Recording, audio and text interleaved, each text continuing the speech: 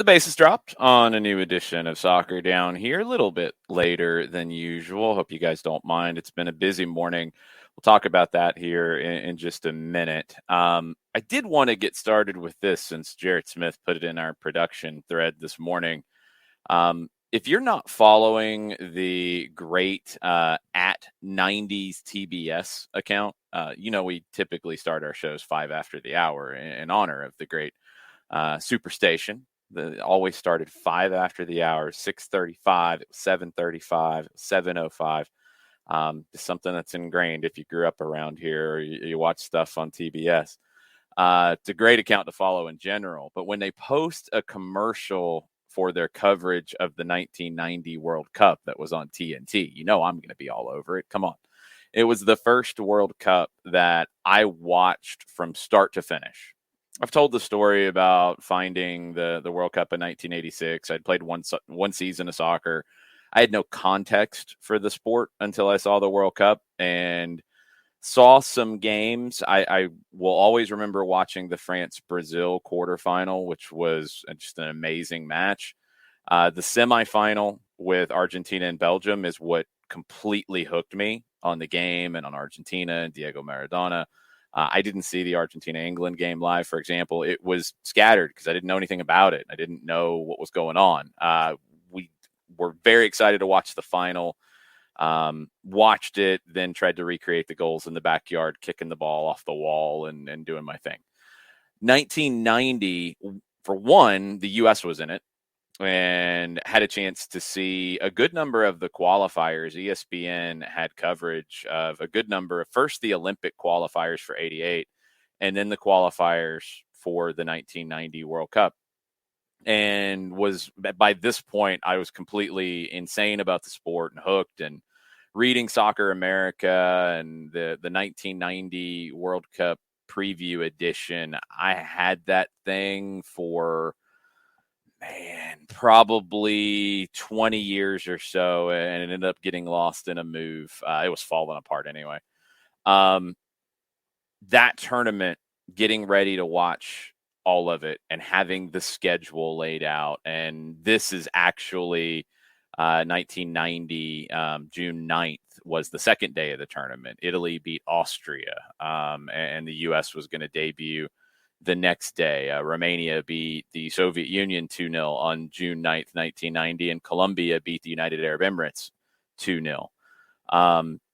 That tournament, following everything with it, getting to know all of the different teams, watching Argentina lose in the opening match to Cameroon, a country I'd never known anything about, but then got to know Roger Mila as that event went on. And the England-Cameroon quarterfinal is one of the best World Cup games of all time. It's on the list. It's a must watch if you've never seen it. It still holds up, even though some of the games from 1990, if you look back at them now and you're like, wow, they could pass back to the goalkeeper and he could pick it up. That sets up a lot of time wasting. Yeah, there's a few that use that to great effect. But there's some games that hold up. In general, it was not the greatest World Cup. It was very defensive. It led to changes down the road to open the game up more, like not being able to pass it back to the goalkeeper and pick it up. Some of the big storylines, Argentina got to the final. They had no business getting to the final. Maradona carried them on one leg. The pictures of his ankle towards the end of that tournament are pretty much grotesque. They beat Brazil in a round of 16 game that is epic and also very controversial because reportedly one of the Brazilians drank water that had been doped and he felt off the whole rest of the match, which is one of those urban myths that has kind of sort of been actually like kind of given the thumbs up by some people connected with Argentina. Welcome to all of the chaos. Italy, it looked like, would get to the final in their home country, and Argentina beat them in Naples. If you've seen the Maradona documentary, you know all the storylines around that game. He played for Naples, played for Napoli, and tried to turn Naples locals against Italy because of their love for Napoli and some of the issues with the North and South in Italy. It was a fascinating situation and ultimately was a major factor in Maradona and his downfall in Italy. because some people didn't take too kindly to that. Got through in penalties. The West Germany-England semifinal was another one where England lost to West Germany on penalties. The penalty in the final was dubious, but West Germany was by far the better team. Argentina was just hanging on for dear life. Sergio Goycochea became a star in this tournament with his penalty shootouts for Argentina. Schillaci became a star for Italy with his poaching goals. Roberto Baggio burst onto the scene in the 1990 World Cup on TNT. Lothar Matthäus was great in the tournament. Jurgen Klinsmann burst onto the scene in this tournament. And for the U.S., look, they got blown out in the first game by Czechoslovakia. Paul Caligiuri scored a great goal, but it was a blowout. The second game was the first game where it looked like the U.S. could actually hang on the world stage. And it was with Italy. It was with the hosts in Rome at the Stadio Olimpico. Goal for Italy fairly early, and the U.S. hung on and actually created a few chances. A free kick was saved by the backside of Walter Zinga. It almost got through his legs, but crouching down, he was able to slow the ball down just enough with his backside, and it doesn't cross the line. It's cleared off the line. Peter Vermes almost scored one of the goals of all goals for the U.S. men's national team. Wasn't to be. They lost 1-0, but earned everybody's respect. And the narrative around soccer in the United States kind of started to change with that performance. They went on and they lost to Austria in the last game. Not a great set up for 1994, but that Italy game did turn some heads as to, hey, wait a minute, maybe these guys can play a little bit. Got some opportunities down the line for John Harkes playing in England, for Tab Ramos going to Spain, and some other players in that to get pro deals out of it. So the 1990 World Cup on TNT. Thank you to @90s TBS, first off, for breaking out this commercial, because I don't think I'd seen it since 1990. And second, it was the last tournament that had commercials in the run of play. They did miss at least one goal, I think multiple goals. It was a big production for TNT at the time. They really went into it and tried to do as much as possible in terms of the storytelling and everything. It really opened the doors for them and their sports department down the road to do more and more. It was their first real foray into it. So a lot of firsts with that. And for me, it was the first tournament that I saw front to back. Carlos Valderrama is another one that I saw. I remember watching the Cameroon-Colombia round of 16 game with Valderrama and El Loco, Rene Higuita, and being dispossessed by Roger Mila, and Mila scoring and doing his shimmy in the corner. That was the first time I saw Colombia on the world stage. And I bring that up, not to bring up bad memories of Colombia, but to bring up the greatness of a Valderrama and the craziness of a Higuita, and to bring you to our morning kickoff sponsors, kickoffcoffeeco.com. Use the Soccer Down Here 15 code when you go order your coffee. A lot of you have, which is very cool. We're very thankful for you supporting our partners, Kickoff Coffee. Soccer Down Here 15 gets you 15% off. You get 10% of the proceeds that Kickoff Coffee brings in. They go to soccer-based youth development organizations worldwide. As somebody who has worked with a soccer-based youth development organization, I know how difficult fundraising can be. It's what I did for about a decade.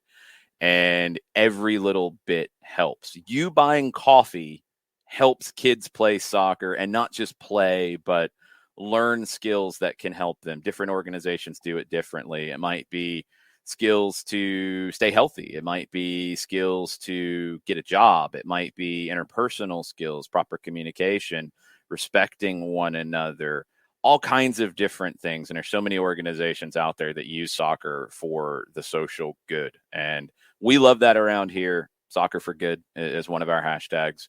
Kickoff Coffee loves that. And we love working with groups who love that. So kickoffcoffeeco.com. Soccer Down Here 15 is the code. 15% off of your coffee. And then 10% of the purchases go to support soccer-based youth development organizations. Let's get the show officially underway. As we bring John into the mix, John is pointing at posters on the wall. You are not Vanna White John, what are you doing? I was just promoting Kickoff Coffee with the QR code that we have here. So if you had a QR code, The QR code is really small and probably smaller on a screen. So I don't. No, you're not. Just be Vanna White then. Just be Vanna White. Closer to the screen. There we go. Just be Vanna White. Don't break anything, please. You're going to knock things over and just yeah. I don't know if that helped, but maybe it did. I would recommend just going to kickoffcoffeeco.com and using the code there. That's probably going to be your best bet. Couple of updates programming wise. No show tonight in Fayetteville with our friends at Line Creek. Out of an abundance of caution. We haven't had to break that phrase out in a while. John and I have been exposed to someone who was exposed. Not someone who tested positive, but someone who was exposed. We've both tested negative today. We found out last night. And everybody has tested negative that we have been around. Hopefully that will continue. But with kids being involved and potentially being around, and again, it's just to be overly safe here. No show tonight. We're not going to be able to participate in the Atlanta United media game and day and all that. Spoiler alert, I was going to be the referee. Don't get to be the referee. I don't get to send anybody off. It's the last thing I would want would be to participate, test positive tomorrow, and then have people not be able to work for the club, not be able to work the Twos game this weekend, not be able to work the Pachuca game next week, all those things. So, again, it is out of an abundance, a very large abundance of caution. Yeah. Canceling the show tonight, and we will not have reporting tomorrow about the media day. I hope everybody has fun. I hope the mixer and all of that is a good time. I know the club's put a lot into it. The comm staff has worked hard on it. And I hope that everybody comes out of it in one piece. There's been a lot of joking, and I would hope that it's been joking. I hope everybody is, more than anything, not hurting themselves by trying to do too much. Yes. Because, weekend warriors and such, sometimes that happens. So I'm sure we'll hear about it. I'm sure it will be talked about on the Twitters, but unfortunately, John and I won't be there. And I know the guidelines and I know all the different aspects of it. We are definitely on the very conservative side of it with how everything is right now. But again, out of caution. And for example, tonight, Jessica Sharman is going to hang out with us. Don't want to get Jess sick to miss a game Saturday. Don't want to get Jess's young child sick. There's so many things that it's just, I'd rather be careful. So that's where we stand. It stinks. Hopefully we will have Niko Moreno on at 10:30. We talked a little bit last night. So looking forward to a kind of different conversation with Niko about big picture stuff with MLS. I wanted to get some comments here before we jump into some other things. We'll get a news update in the second hour after we talk to Niko. We'll get caught up on Darwin Nunez and many other things going on in the soccer world. Kind of a weird time right now. I believe the World Cup in 2022 is actually supposed to start today, if I'm not mistaken. Maybe tomorrow, but I think it was supposed to start today. Yeah. Instead, they're going to play the playoff games there where it's going to be super hot next week, which is always good. So we have more time to wait for that. We have Nations League going on.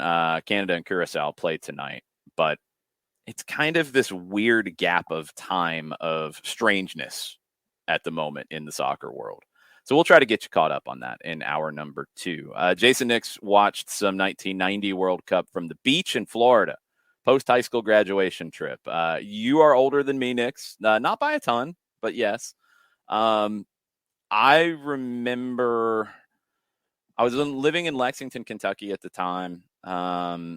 We had a park behind the house, and we would get, as best as you could get a pickup game going in 1990 in a kind of suburban Kentucky neighborhood. There was usually like 3 of us kicking a ball around, but we would do that. And I just remember doing that all day before the opener, and then going to one of my friends' houses, and they had a basement with a TV, and we turned on from Italy, the Argentina Cameroon game, and we're just blown away that first off we knew nothing about Cameroon, and then the goal from Francois Omenbiek, which I'll always remember because he just seemed to jump all the way through the sky to win it. And then Neri Pompidou did not handle it well for Argentina. But the moment I definitely remember from that game was late, where I think Cameroon was already playing with 10, and Claudio Caniggia, who's another breakout star from 1990, he is on a break. He gets hit and he's off balance near midfield, and he's kind of stumbling, and he gets back to his balance and takes a step, gets hit again by another player, is almost falling down, like windmilling his arms trying to stay up. And then Benjamin Massing comes in and fouls him so hard that Massing's shoe goes flying off. Caniggia goes flying. Massing gets red carded. And with his shoe off, one of the funniest things when you go back and watch this clip, it's all over YouTube. You can find it really easy. Just Claudio Caniggia foul. Massing is trying to get back to get his shoe to put it on. And the Argentines come over, and of course they're trying to make sure Massing gets sent off, and they're trying to get a little bit of a receipt. They're coming over and doing everything possible to stomp on his foot. And a couple of them got him pretty good. The foul was horrendous, so, I can't really blame him too much. Definitely one to watch. Bernd brings up a French midfield. Actually, France was not in the 1990 World Cup. He brings up Platini, Giresse, Tigana. That would have been back to the 86, which was the end of that run. They were probably at their best in 82. 86 France, Platini, I got the sense he was a big deal, of course. It was Luis Fernandez, who I really remember from France in that team. And Joel Batz, the goalkeeper, who was incredible in that tournament. But it was 82 when France was at their best. And speaking of horrendous fouls, if you've never seen the foul from Tony Schumacher on Battiston in the semifinal of the 82 World Cup, it's assault. Like, it's flat out assault. It's one of the dirtiest things I've ever seen. Battiston was carried off on a stretcher. It was awful. And Schumacher didn't care at all. Awful that he wasn't sent off. Just it blew my mind when I saw that later. My 82 World Cup exposure was from the FIFA movie. They do movies at the end of every World Cup. I don't think they do them the same way now. But at that one, it was called Gole because the tournament was in Spain in 82, and Sean Connery narrated it, which was really cool. But the clips, and it's almost like the camera doesn't completely catch it because it's so late and so bad from Schumacher. The hit on Battiston is, you're talking about a wide receiver going over the middle and getting hit, the kind of hit that makes you cringe. It was that kind of a hit with no padding or nothing. That's what I remember sadly, of that France team, because I didn't get to really see them very much burned. I know how great those three, Giresse and Tigana and Platini, were. But 86, they were probably past it. 82, I've only seen the highlights. And, that was a great team. But they never got over the hump. It wasn't until 98 that France won their first World Cup. Ricky, first World Cup that Ricky really got into was 2010. You're a baby, Ricky. We're all old. Yeah. Sorry. 2010, I definitely will always remember because of the Donovan goal. That was the moment that U.S. soccer needed, and I really think it changed everything. I really do. I think there is a clear before and after with that, and it's pretty amazing that it did. Is Christian Pulisic trying to do his best Landon Donovan with his new hair? Oh, yeah, absolutely. Do you know what I'm talking about? Yeah, when you went with the blonde frosting or whatever you want to call it. I didn't think it was so much blonde frosting, like frosted tips, as much as he just dyed his hair. I think he should have to sing Pop by NSYNC, like on a regular basis now. Yeah. That's what it looks like. But more power to him, man. I don't care. I dyed my hair. So do your thing, Christian. People are going at him about it. Man, dye your hair. Have fun. If you want to do it, do it. It doesn't matter. No, it doesn't. I have absolutely no problem with it. Dye your hair. Makes it easier for announcers to see you. Yes, especially with colored with numbers that are the same color or a slightly darker shade than the uniform that you're trying to identify. Yes, but that hasn't generally been an issue with the U.S., so let's not cross the streams there. Sam Williamson, Kickoff Coffee is a small group. I'm sure they're considering their plans on K-Cups, but I don't know if they're quite to that point yet. Still a little bit of a startup, but be on the lookout. I'm sure that's something they want to get into. Okay, checking a few more comments here. Sam Williamson, any new transfer rumors for United? No, surprised there hasn't been any here recently as we get closer to the window. It's still almost a month away, Sam. So, I mean, I'm not surprised. I will probably, again, you know how rumors go with Atlanta United. You're not really going to hear many rumors unless it's coming from overseas. And if you hear the overseas ones, even then, you're probably not going to hear it until pretty close to when a deal's done. We talked about it yesterday on Stoppage Time. I think you're looking at goalkeeper, you're looking at center back, you're looking at possibly fullback if there's any complications with Gutman. I think that's where you're at right now. That's what you're trying to figure out. So I don't know if you can get all those, to be perfectly honest. I think the Matthew Hoppe thing is probably still lurking around because if you can get him, it's very cap friendly because of the U22 initiative. But I just don't know where it will go. Turner, yes, the Pachuca game will be on radio, completely normal coverage of the Pachuca game. So 7 o'clock, Five Stripes countdown, kickoff. I don't know if it's actually 7:38 or some variation of that, but it is being televised locally as well. So somewhere in that ballpark, 36, 38, what have you. And then we'll have an hour of the full-time report afterwards. Cameroon was first in the World Cup, Emilio, in 82. They were one of the few teams to not lose in the group stage, but not make it to the knockouts. The knockouts were a little bit different in 82. They actually did a second group stage. They did that for a few years. That was kind of odd. But in 82, they drew 3 times. And I think the number of goals scored is what knocked them out. The movies are different than they used to be. I probably should have clarified a little bit. If you go back and watch some of the really old ones, and Amazon Prime had them, but I think they've all been moved to FIFA Plus now. The 1971 is one that I saw a bunch. The soccer store in Riverdale had the VHS tape of it that I rented far too many times when I was a kid. They would rent stuff out. You basically sign it like a library card.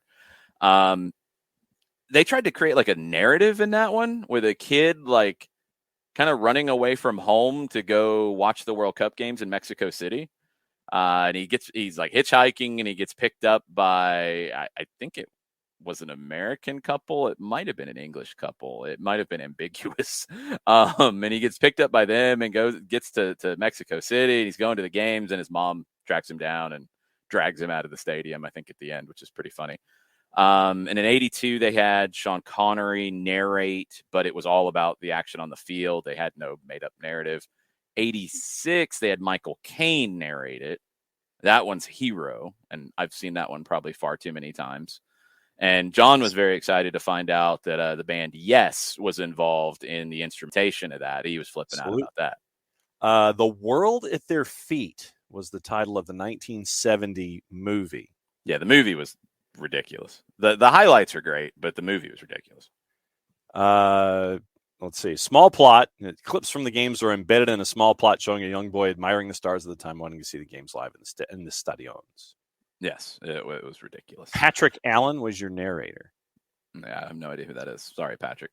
I think the more recent ones, are more about the final and more about highlights. They're just going with a different approach of doing it. The 2014 one was actually pretty good. I liked what they did with that. If you haven't seen it, it was focused a lot on Brazil and the effects of it. And I think they talked to, I want to say like 8 or 10 different people in Brazil and how the World Cup experience was for them. And they talked to him throughout the tournament. So obviously you have the 7-1 in there, which is Wild experience for everybody in Brazil, but it was really good. It was really well done. I liked how they weaved back and forth with that kind of story aspect of it. I don't think 18 did anything like that. And I don't remember anything like that for 10 or 06. Maybe it was, and I just haven't seen it. But 14 was actually pretty good, and I'm pretty sure that one is on FIFA Plus now. Age is a number, Modiflow. That is absolutely true. Ricky might have seen a VHS tape at some point, possibly, maybe. Yeah. Johannes comes in and yeah, the Schumacher foul, like that one over. I think the two things, because Schumacher was an incredible goalkeeper, but I think the two things that people remember the most about him, sadly, were that foul and his uncaring reaction to it, and his complete misjudgment of the cross on the opening goal in the 86 final for Argentina. I mean, he just completely misjudged a ball that wasn't that difficult, that Brown headed in. So those are the two things. And it's sad because he's, again, one of the best goalkeepers that Germany's probably ever had, right, Johannes? I mean, he'd be in the top 3, I would assume. Oliver Kahn, probably number 1. Manuel Neuer, maybe number 2 or number 1 by the time he's done. And then maybe Schumacher 3. You might go older back and knock Schumacher back to 4. Might happen. Ricky Ricardo has made a J.C. Chazé reference. You don't even know who J.C. Chazé is, John. What are you giggling about? Which one? Well, I was looking at his other comment where he says he's 28, not 14. That's what I was looking at. Okay. Again, you don't know who J.C. Chazé is, do you? He was one of the 4 dudes in one of the boy bands, right? That's very broad, but yes. Good job on filling context. Of course, you can't say what band it was. Oh, no, of course not. You would be guessing. Oh, In Sync. Somebody told you. I know. It's okay. Yeah. Good try, though, to try to actually. sell I was trying to do the research when you were mentioning Jason. Yeah. Like which boy In Sync? Good try. You didn't sell it very well. It's one of the 3, and so I had a 1 in 3 chance. No, sir. There are far more than 3 boy bands that you would know about. Far more than 3. Come on. 98 disrespect Degrees, the boy band genre. And In Sync. Those are the 3. Yes, there are many others that would like to slap you upside the head right now. Not like 500 others. There probably were that you just don't know about, but there's quite a few others that, yes, they were very busy. Okay. I was not a boy band aficionado when that. You should have watched Total Request Live. Johannes vaguely remembers 86. 90 was the first World Cup that he watched religiously. 86 was great. I mean, for me, it's always going to be special. Was it the best World Cup of all time?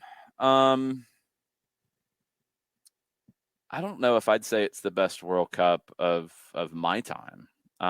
70 was pretty wild with what you had crossing paths at that point, because you had the end of the great Brazil teams.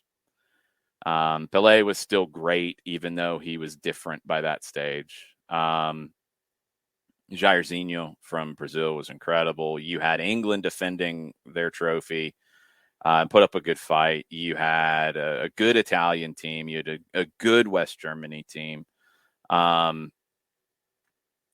You didn't have. I'm trying to think of anybody else. It's a 16-team tournament for one, so it's a little more compressed. I think Uruguay was the other one that was pretty good and pretty dangerous in that one.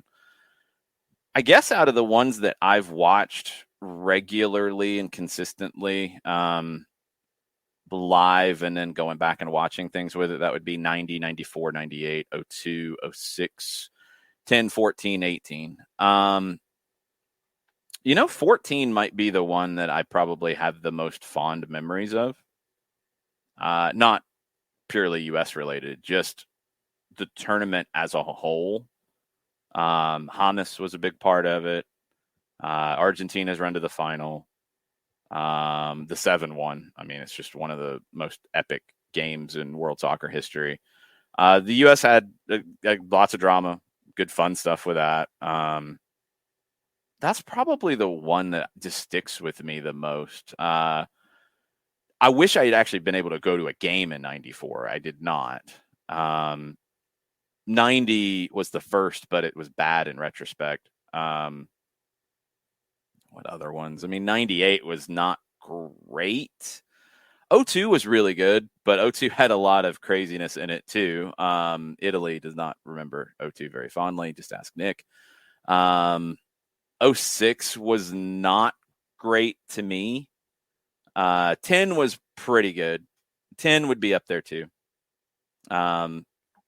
86 is really good though, Johannes. I think 86 was really good because you had, again, you kind of caught the end of that France generation. You had Maradona with maybe the best individual World Cup. You had the Argentina-West Germany rivalry get going at that. They back-to-back finals with them. You have the Argentina-England game, which has everything you could ever want in a game, with controversy, with one of the best goals you'll ever see, with a great attempted comeback from England. You had Butriano for Spain, notching 4 goals in a game. Denmark in that tournament was a lot of fun. You had the Canadians for the first time and the only time up until this one. So you had all kinds of things in 86. It's definitely up there as one of the best. I'd have to put it up there in the conversation. Yeah, burned, absolutely. France in the 80s. 80s really, I guess late 70s and into the 80s, they were very technical and really led the way. End of the 80s into the early 90s, they were a bit of a mess. The Eric Cantona autobiography is a really good one for some of the conversation around the French national team around that time. Like, they didn't qualify for 90, they didn't qualify for 94. And of course, not qualifying for 2 World Cups. Nobody was talking about pulling the World Cup from France in 98 like they were talking about pulling the World Cup from the U.S. if they didn't qualify for 90 before hosting in 94. I know, 2 very different things, but France had not qualified 2 times in a row. Yeah, GH, there was a rumor, but look, when we talk Atlanta United rumors, and I don't know about Memo Ochoa, Sam Williamson. I'm not so sure about that one. I don't get too riled up about rumors that mention multiple MLS clubs, and Atlanta's one of them, from not the biggest of big name sources, because Atlanta, LAFC, Miami will get lumped into them either because you're broadening out the article sometimes, or an agent drops their name because these are clubs with mucha plata, et cetera, et cetera. So I don't put too much stock into that one. I don't know. Again, it's a position that could be a possibility, but I don't put too much stock into that one. I didn't really see much follow-up. Oh, Pierce Brosnan narrated the 2006 one, is what was said here. Interesting. As we've went all around the place here. Let's see if Nico is with us. He is not. I don't know where Nico is. We'll see if he gets in with us here at some point. But yeah, no, my first one was 86, and I watched the coverage off of Univision, and Tony Tirado was the host of it all. And Univision at the time went wall to wall with all of their coverage, game, studio. They would go beginning to end every single day that there was a match going on. And I always remember the tagline that Tony would use going to break. He would always toss to break by going Copa del Mundo Mexico 86, and he would always linger with the 80 part. He would always be 86, 86, and that was my first exposure to it. But I went back and looked at the broadcasters from the U.S. perspective, and in 86 it was on NBC with Charlie Jones, Rick Davis, and Paul Gardner, and in studio it was Don Criqui and Seamus Mallon. And then in 90, it was Bob Neal and Mick Luckhurst with. Well, that's not all for 86 because ESPN had a number of those games too. And we've talked about this before with how they covered some of it. I know JP called games in 86. I think NBC had the rights and they probably sub-licensed some away to ESPN. Because if I remember, I know the final was on NBC. I know the probably weekend games were on NBC. But I think that semifinal with Belgium was an ESPN game, if I remember right. I know ESPN had games in 86. I think it was NBC giving some games over. Like, they weren't going to disrupt Days of Our Lives for the World Cup at that stage. True. No doubt that you got to sit there and keep an eye on Patch and Kayla and Marlena and all that stuff. They're not going to get that audience. You're making references to specific characters on the soap opera now. That's always good. Mm-hmm. I'm a third generation Days of Our Lives watcher, by the way. Do you get a cookie for that? Not that I'm aware of, no. Okay. But no, it's my grandmother watched it, my mom watched it, and that was when I got hooked. It was in high school. And you watch it now? No, actually. Well, you got really, you were very proud of your heritage before. Now you're very like, no. Well, but now they finally brought back some of the old characters that I actually know. All the young characters you don't know. Oh, you do watch it? No, I keep an eye. I read the reports on the dailies. I don't watch it. No, it's like, oh, Patrick, Brady back from dead. Okay, where you draw the line is killing me, but we're gonna leave it there for now. Let's get Niko Moreno into the conversation.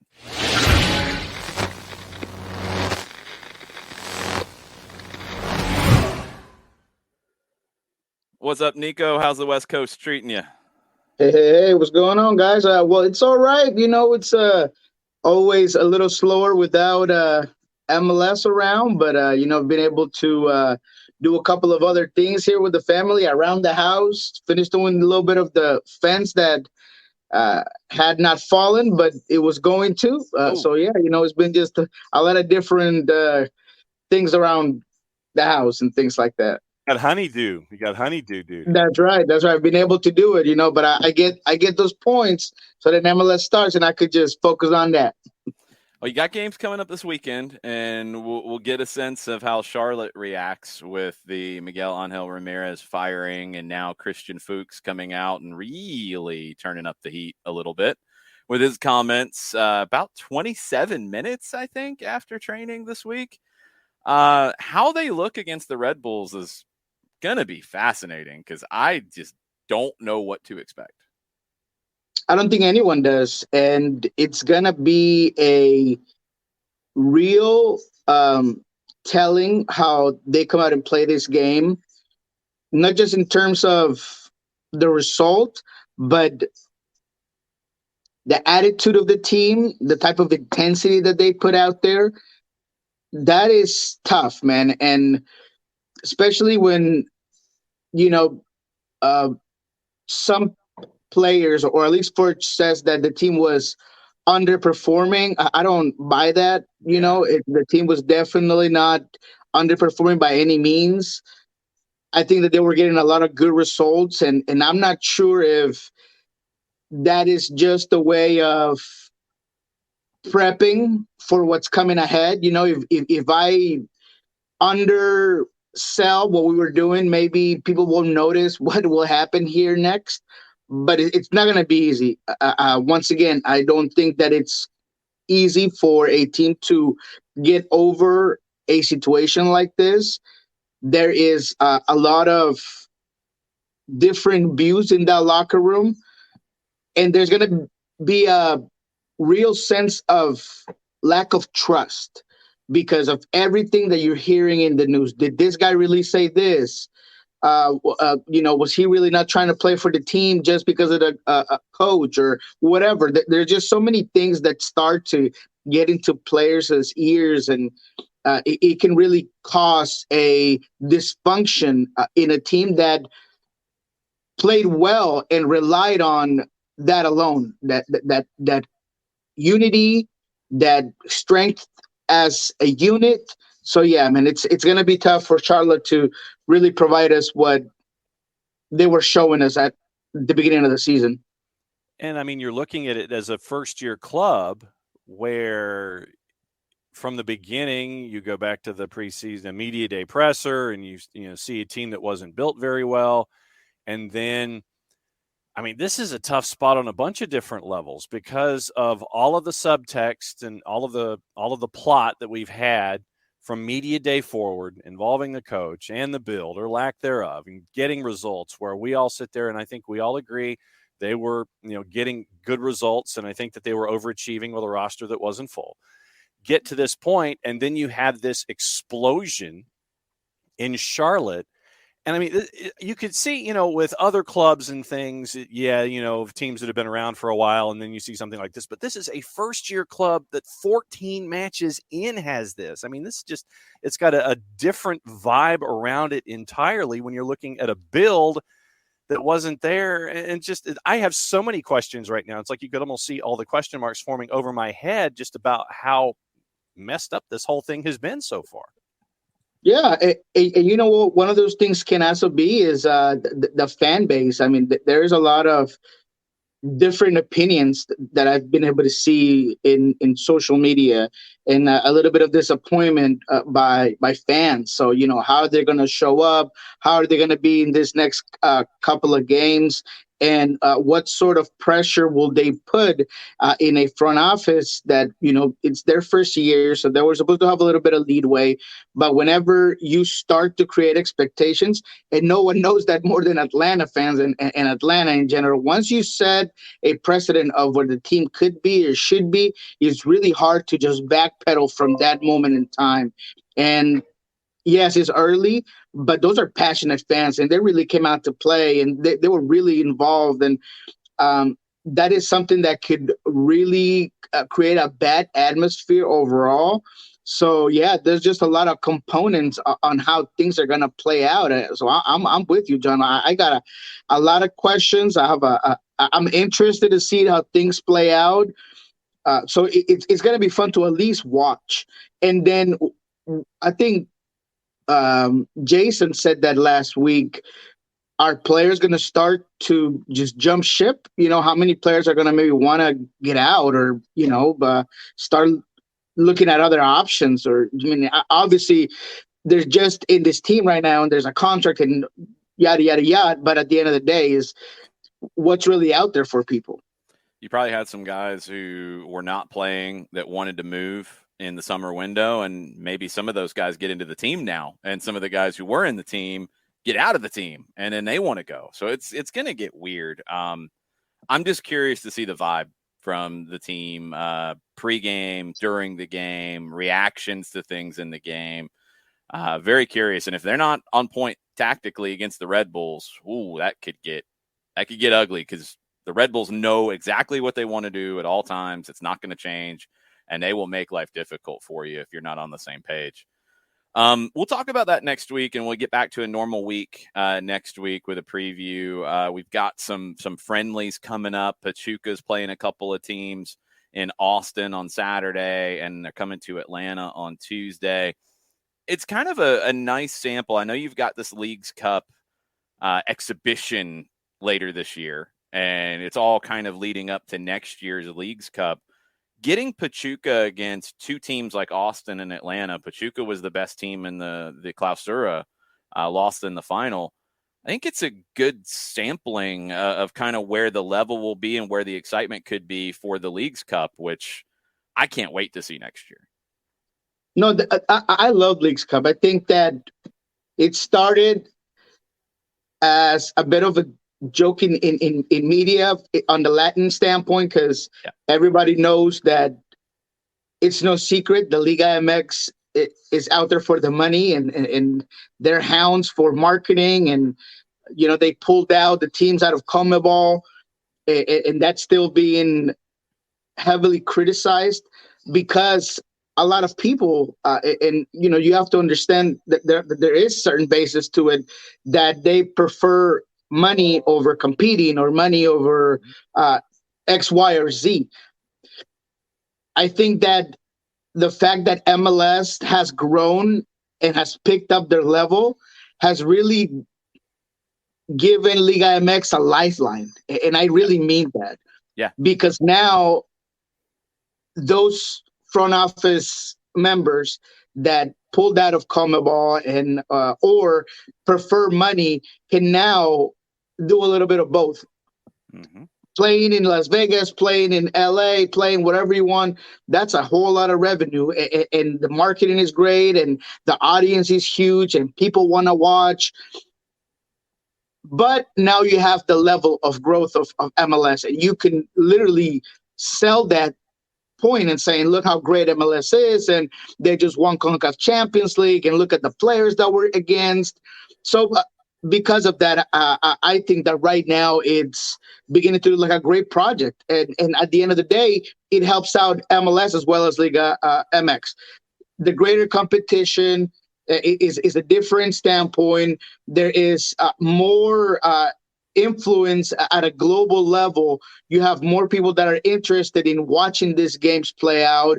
And you're not only bringing in friendlies that are always great, but whenever you have a level of competition and a real, more than bragging rights, it becomes more interesting. And the level of competition is always greater. Anytime that I've talked to a team that's going to play a Liga MX team, the feel is different. The desire becomes even more. They're fueled to play better in that game because they want to show that their league has lost that stigma of just being a laughable league. So I think it's important, and it's going to continue to play out well. I'm excited. I was at the final against Leon in Las Vegas, and the atmosphere was incredible, and the support was huge from both Leon and MLS fans in general, Sounder fans that traveled. So there's nothing but good things coming out of this Leagues Cup, in my opinion. Yeah, I think it's a game changer. I really do. And I don't know if there's another, two countries in the world, two leagues that could replicate it in the way that we're going to get. I think others will try. I think, the Netherlands and Belgium, for example, have talked about merging leagues totally. I don't know if that's the solution. I think here it wouldn't work because of just the way the business is on both sides. But doing what they're doing, where they basically create a World Cup kind of format for a month of the season, they put money behind it. They put CONCACAF Champions League spots behind it. I think that's smart by CONCACAF to recognize what it can be for them, but not take away from their Champions League because they got to make their money too. It feels like the perfect step, and it creates a really interesting 2023 in my mind where, it's going to start. My guess is around the same time as it has previously because you got to take a month out for the Leagues Cup. So start in late February, run through wherever the Leagues Cup is going to fall. I don't know where they're going to slot it, if it's mid-July to mid-August or what, because you got to fit it between the two Liga MX seasons. Then you have the conclusion to the MLS season. I think it creates a really compelling calendar for MLS teams on this side and for Liga MX teams on the other side of the border. Oh, it does. It does. And you can see both leagues getting behind it, which is always great, to not give one or the other an advantage and really put it together. I think it's something that this CONCACAF Champions League showed us is that when the schedule is slightly moved and you allow teams to be more prepared and ready, the level of soccer is higher and competition is greater. And the fact that so many MLS teams did great late in the tournament just heightens the fact that this is not just a tournament that Liga MX teams are entitled to win, but that they're going to be challenged and they're going to be worked over. So, yeah, no, absolutely. I think both things are getting behind it. The scheduling is getting better. And I think in 2023, you're going to see an even better product on the field because of that, as well as because of the level of talent in general that both leagues are continuing to get. Where would you slot Liga MX teams and MLS teams if you could put them in one gigantic table? How would you compare the top teams, the middle tier, and the lower tier? Who in your mind is better in those three matchups, and how would you slot those three position groups?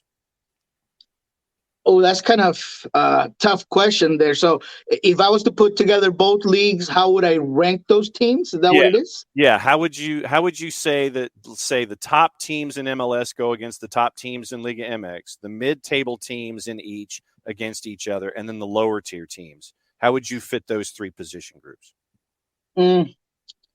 Man, I think it's just kind of hard to say simply because there really hasn't been that much data on the lower table MLS teams compared to Liga MX teams. But I'd say it's pretty even, to be quite frank. I mean, when you look at teams that perhaps haven't been great in Liga MX, they are lacking a lot of not just talent but infrastructure, and that the tactical approach to things are a little bit different. So I would say that it stands pretty even all around, to be quite honest. I think that if there is a disbalance, it could be between the top tier teams, again, the top tier teams in Mexico, because those rosters are so well funded, if you will, and they're just very heavy and deep. And that's perhaps why you see a different level of challenges in CONCACAF Champions League, and why the Seattle Sounders were the team that got through. But at that moment, there wasn't those Tigres, the America, the teams that perhaps spend a lot more money. And Atlas, I mean, Atlas right now is a team that I would love to see play against Liga, against a MLS team, because there's such a different roster, and they're so well coached, and it's very unified. I just think they're a fantastic team, starting from the back end to the front end. I think they're a very good team. So I would say that both leagues are very evenly when it comes to those tiers. But if you see any difference, would be those top 5 teams in MLS to the top teams in Liga MX. There might be a little bit of disparity there. Let's say if it was a tournament, I think that aside from perhaps the Sounders and New York City FC, and maybe today's LAFC, the others might have a little bit of a hard time against the other top tiers of Liga MX teams. Yeah, Coco with a good point. Mexico is kind of like Argentina and quite a few other countries, honestly. They have kind of the grandes who, when they make the right decisions, unlike some of them lately, then they have the potential to be a step ahead of everybody. And then everybody else is kind of in a mix. MLS doesn't really. Yeah. Pachuca's a good team. I'm excited to see Pachuca play against Atlanta, because Pachuca is a good squad, and they got beat by, like I said, a well-coached Atlas team that I think has done things a little bit different, starting with a fantastic goalkeeper in Camilo Vargas, who I think is going to be the keeper of the future for the Colombia national team. I think he's on the rise. But Pachuca has just great attacking pieces in Aviles Hurtado and Ibarra, and they just have a really good squad. So I'm excited to see them go head-to-head against Atlanta. I wish that it was a healthy, full-strength Atlanta team, but yeah, that's just not the case today. But yeah, no, I would love to see this type of matchup in a real competition with a full healthy Atlanta United.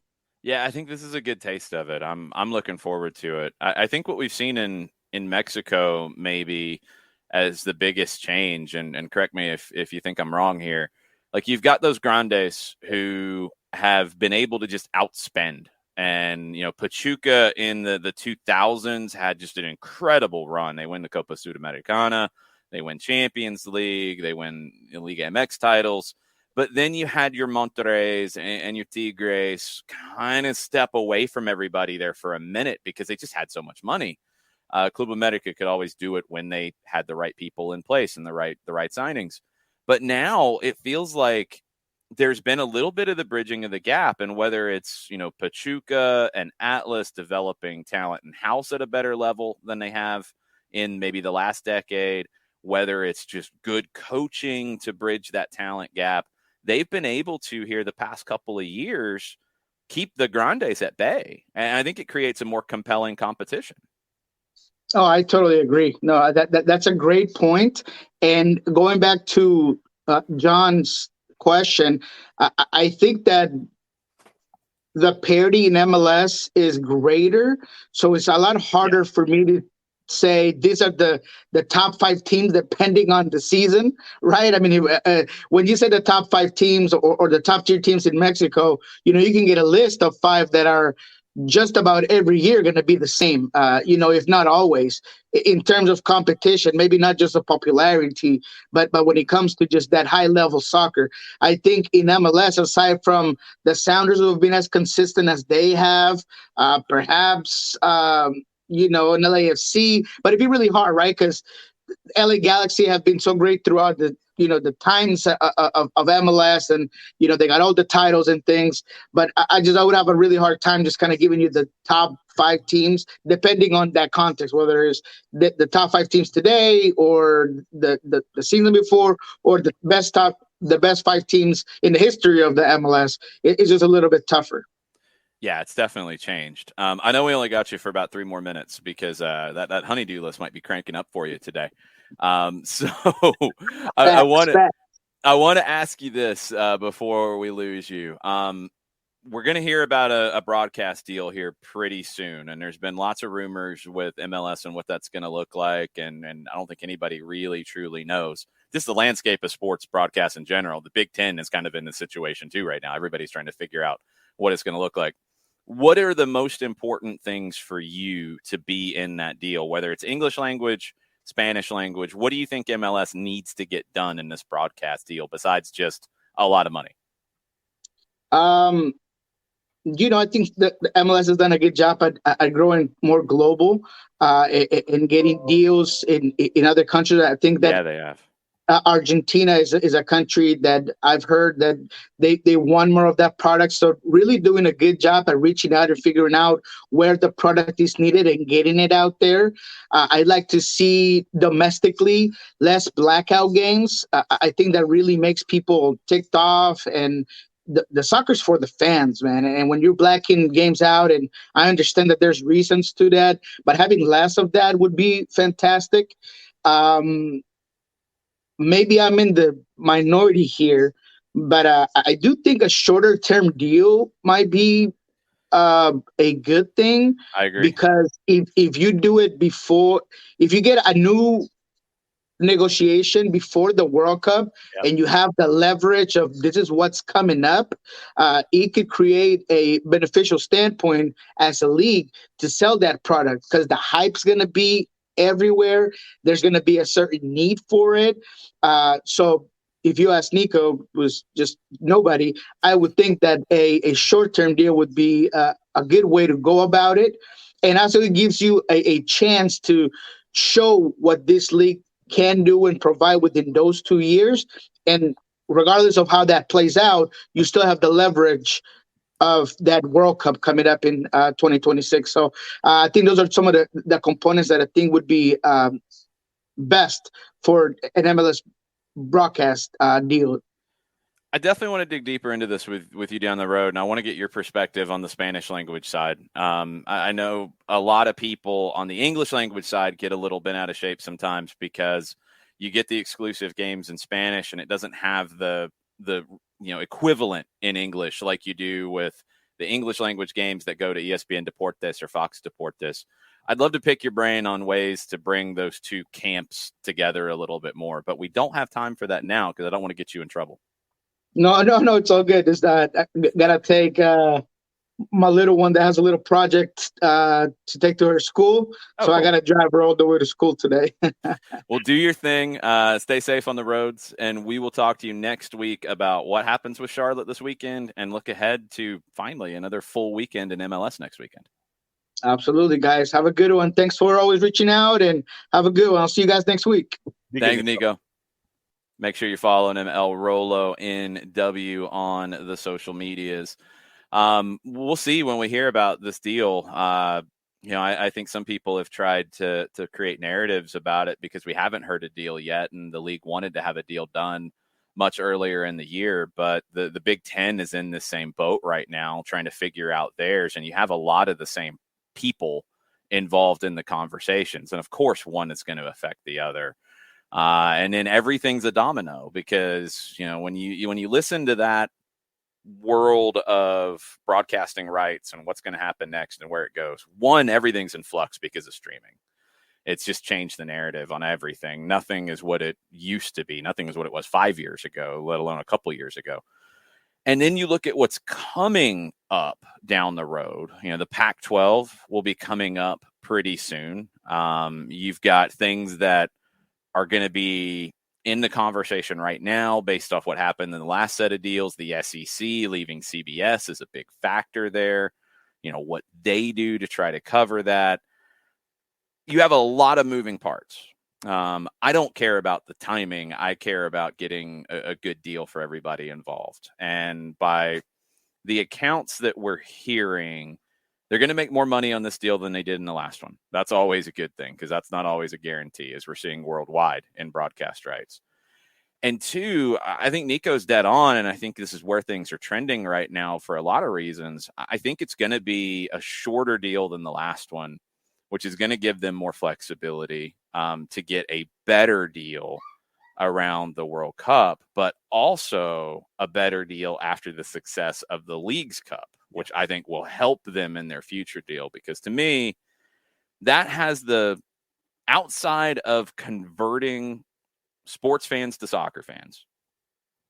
To me, Leagues Cup and converting more Liga MX fans to watching MLS more regularly, that is the biggest game changer out there for the TV audience. And it's not going to be pure ratings like it used to be. All that stuff's changing. It's down to demographics. It's down to who's watching, how they're watching, how often, how long they're watching the game, how they're consuming it, where else they're consuming it. You have so many more metrics that factor into it. It's not purely ratings anymore. But getting the Liga MX audience more engaged with MLS, and I think Leagues Cup will have a big factor in that, is really, again, outside of converting pure sports fans to soccer fans, I think it's the biggest game changer. It's a bigger game changer than converting Premier League fans who don't watch MLS to MLS fans. It's a bigger audience. You're looking at proximity, and sometimes the answer is right next to you. And when you have Liga MX, and Niko got into this, a little bit in our discussion, where Liga MX is interested in in increasing their revenue. How do you increase revenue? You increase eyeballs. What's the market right now that you can take advantage of that? And that's the United States. Yes, you have great ratings numbers with the 2 NA product, the Spanish product of Major League Soccer. But when you bring in something like a Leagues Cup, you open the door to both sides. You open up the North American fan to what's going on in Mexico, and at the same time you increase what's going on with the Mexico fan, whether it's Liga MX or they'll watch both. I think you're increasing both audiences here to each other, and you're reintroducing them in this Leagues Cup format. And I think that that's big for both, so that way you get more eyeballs and you can sit there and say, okay, here's what we're doing. We're opening this door. They're watching this now, and these guys are watching this now. And so I think that it's a mutually beneficial relationship for both of these leagues to have this kind of an element engaged. And I think that you're spot on in the idea of having only a 3-year deal leading up to the World Cup in 26, instead of sitting there and agreeing to a 4 or a 5, which would get you past it. 3 or 3, 4. I'm not hung up on per year. I mean, the last one was an 8-year deal. A 3-year deal gets you through 23, 24, 25. Then you need a new deal negotiated in 25 to get to 26. I have no problem with a 4-year deal. Going through the 26 season, you're negotiating in 26 to start in 27 with a new deal. It's not about 3, 4, or 5. It's just about shorter term. And, for me, I just want something, and we've seen it too many times with major events here in the United States, where leagues will not take advantage of a situation when it comes to a negotiation. That's the women's professional leagues that have done that historically. And it hasn't been everything. It's been the women's professional leagues that have never truly capitalized on the World Cups or the Olympics. And it's mind-boggling that that's been the case. So you have an opportunity here leading into 26 for the men's side to really do something leading into it, and then on the flip side to continue to grow your game in this hemisphere. And I think that having a 4, let's just cap it at a 4, where having that 4-year deal where you can cover all of these different elements leading into 26 and then springboard from that to me is the key here, to where you're not sitting there and being reactive to something that happened, but leading into the next stage of growth is what I would be looking for here. Yeah, you're crossing a few different talking points that I don't necessarily fit together here, in my opinion. I think for MLS, the biggest thing is you've got to capitalize on having a World Cup in your backyard, and they will. I mean, they're built to do it. MLS started because you had a World Cup in their backyard before they had a backyard. It was somebody else's backyard. It allowed them to build a house. And now MLS has an opportunity to expand the backyard, which is really important. And they've known this since that World Cup was awarded to the U.S., Canada, and Mexico. They've known it.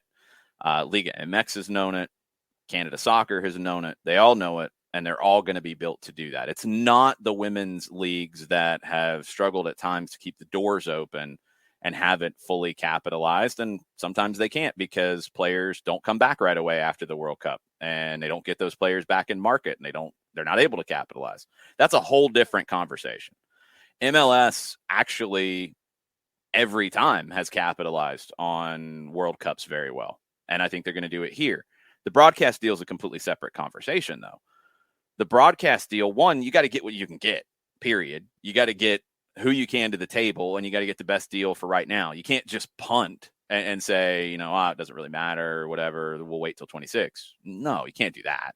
You got to get a good deal. And if somebody wants to pay a lot more for a longer term deal, well, then you're probably going to do that.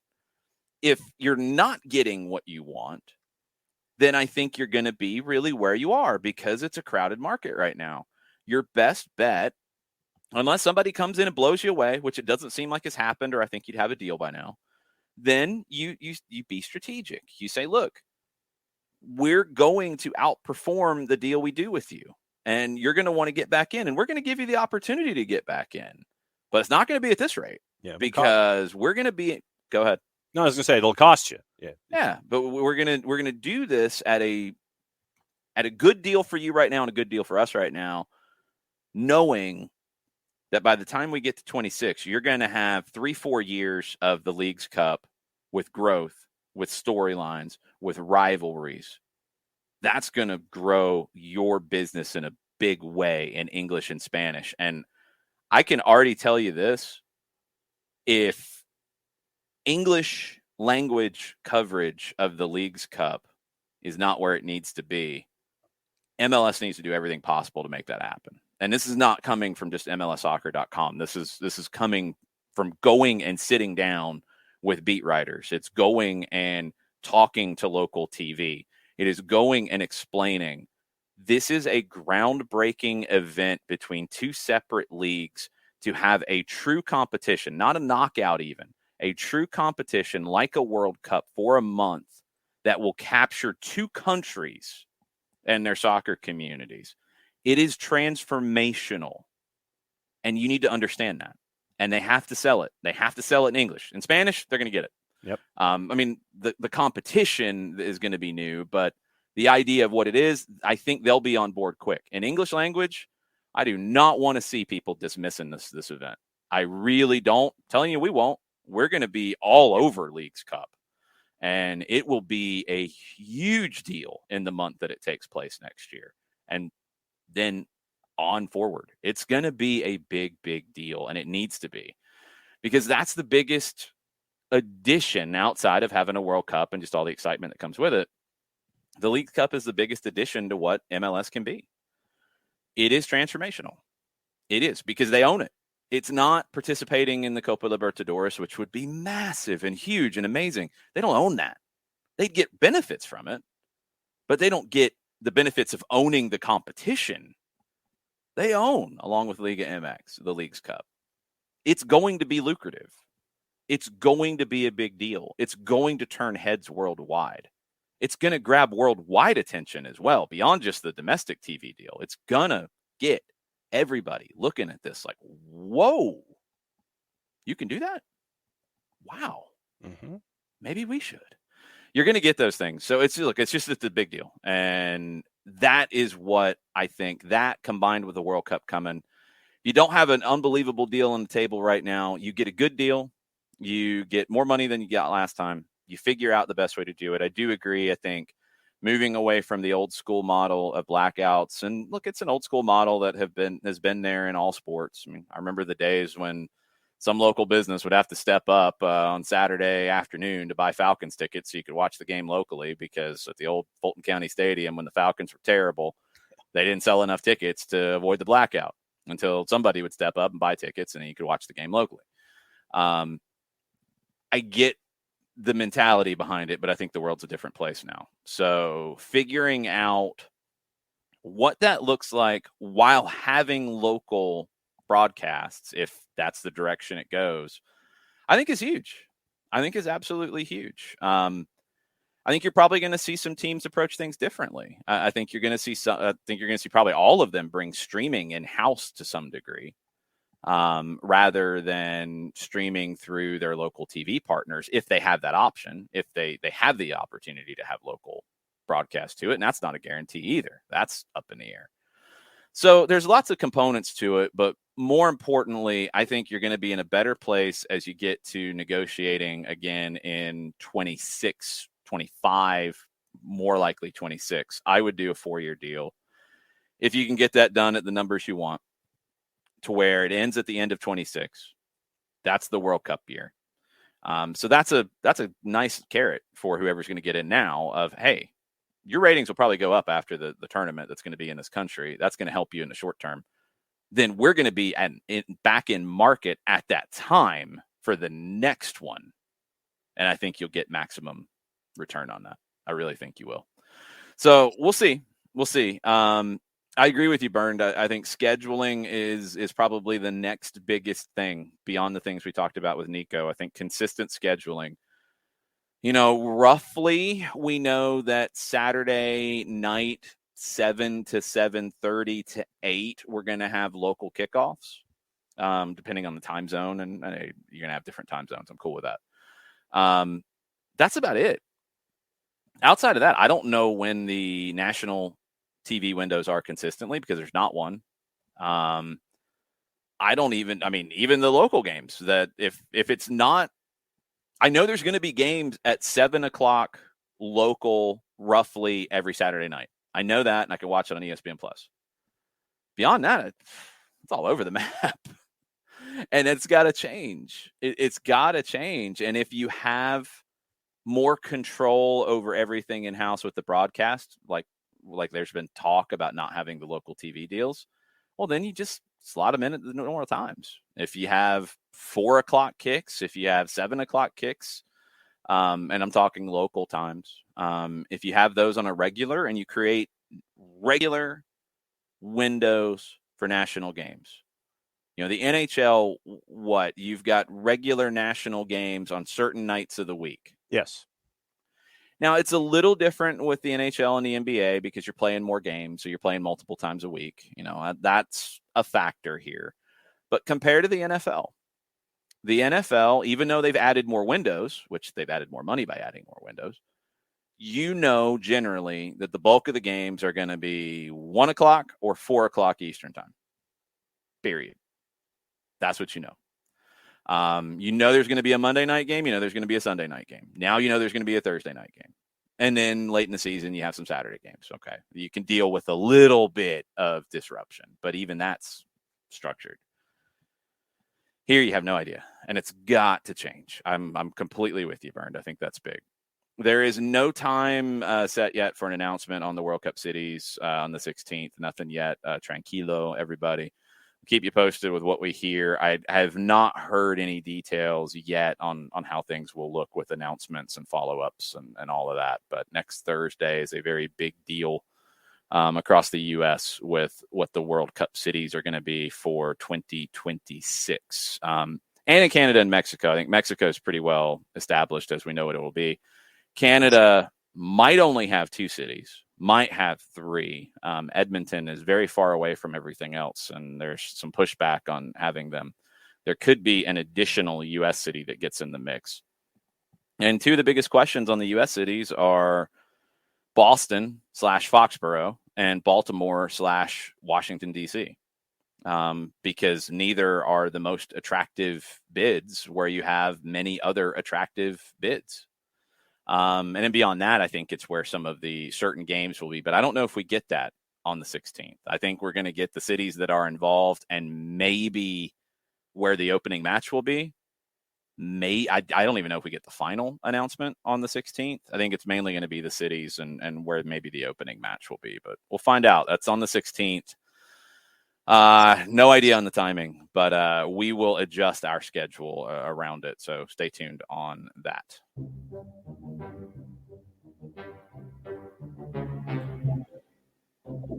What's up, Jared? Not much. Seeing how many China shops I can wreck in one day. Yeah, you're pretty good at that, aren't you? Buddy, you ain't joking. No, I'm not. Ugh. I wasn't. No, neither am I. It's What all are we good. what are we mad at today? What No, are we on today? we were talking about the MLS TV deal coming up Yeah. when we get the announcements of it. Just some different things about it. We'll see when that comes to the fore. I want to get into some other things though. Now that you're with us, BetMGM updated their MLS Cup odds, and the favorite to win MLS Cup is LAFC at plus 475. Sure, Jan. I mean, they are, I think, leading the Supporter Shield race. So, yes, they are. I don't think that's a bad pick at all. I have questions. What are they? How do you fill the Vela-sized hole that is there? There is not a hole yet. There might be on June 30. Chiellini. Chiellini is not filling the Vela-sized hole. And It's not even. It's not even the fact that he's not there. It's that he's not producing like you're used to seeing from him. But they're the best team in the league. I know they're also about to bring in a 45-year-old center back who basically leaves the sands of time behind him with every step he takes. Yeah. Okay. Look, like I'm with the LAFC gets overhyped thing. I'm totally. They're very good. Don't get me wrong. They're very good. Yeah. I don't have a problem with them being the MLS Cup favorite right now. Personally, I would not touch that until I know what Carlos Vela's status is going to be, because if he's not there, they're not the favorite to me. Yeah. And it's funny because the other team, who I think if you put money right now is that favorite, is going to have a very, very similar question in New York City with Tati Castellanos. But how are they going to fill the Tati Castellanos hole? Like, Talis Magno being good is an awesome discovery. God love Abear, what he was 2+ years ago. I don't know if you're ever going to get close to that again out of him. No. How are you going to fill that void if you're New York City? Well, this is, to me, these numbers show you why you should not gamble anything on Major League Soccer, because LAFC is a plus 475. You have the Vela question with them. NYC is a plus 650. You have the Tati Castellanos question with them. Philly is plus 900. They're next. They've never won it before. And they just went through a run where they had a bunch of draws, but they got a win after that. They've been very good. They're plus 900. They're the most stable of the top three. Yeah. Austin is number 4 at plus 1,200, which I think is crazy. That's no. Austin's been really good. Again, I love Austin, but total I shows it.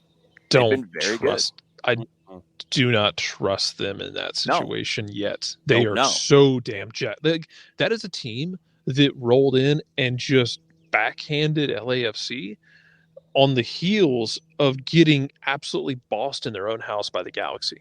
Like, I don't trust you. Austin's a lot of fun, man. I don't trust them in a playoff format right now. They can show me something. Other way around, Jared. Oh, I'm sorry. Thank you. They lost to the Galaxy in Austin 1-0. They lost to RSL in Utah 2-1. Then they beat LAFC 2-1 in LA. They drew at home with Orlando 2-2, and then they got spanked in Carson by the Galaxy 4-1. Thank you. Yeah, I got the timeline mixed up. The Orlando one was a weird one too, because that inconsistency. That's why they're not the number 4 to me. Yeah. Oh, that Orlando game was hilarious too, because Orlando was once again playing down 2 men. Well, speaking of Orlando, they're number 5 at plus 1,600. There's a sucker. I agree, dog. I agree. Exactly. Wow. They're number 5 at plus 1,600. Seattle is next at plus 1,700. This is clearly an anti-Orlando neighborhood. Yes. I get Seattle being next. They're a hard one to figure out, but 3 wins out of their last 4 on the back of the CCL. Yeah, I can buy that one. New England at plus 1,800. You've already got the question now that is at front and center with Buxa gone. Correct. And being announced as to how you replace him and where that comes from. RSL is plus 1,800. That's your top, 8? Yes. The next two that I wanted to pull out, we're not going to go through everybody because it's not worth it.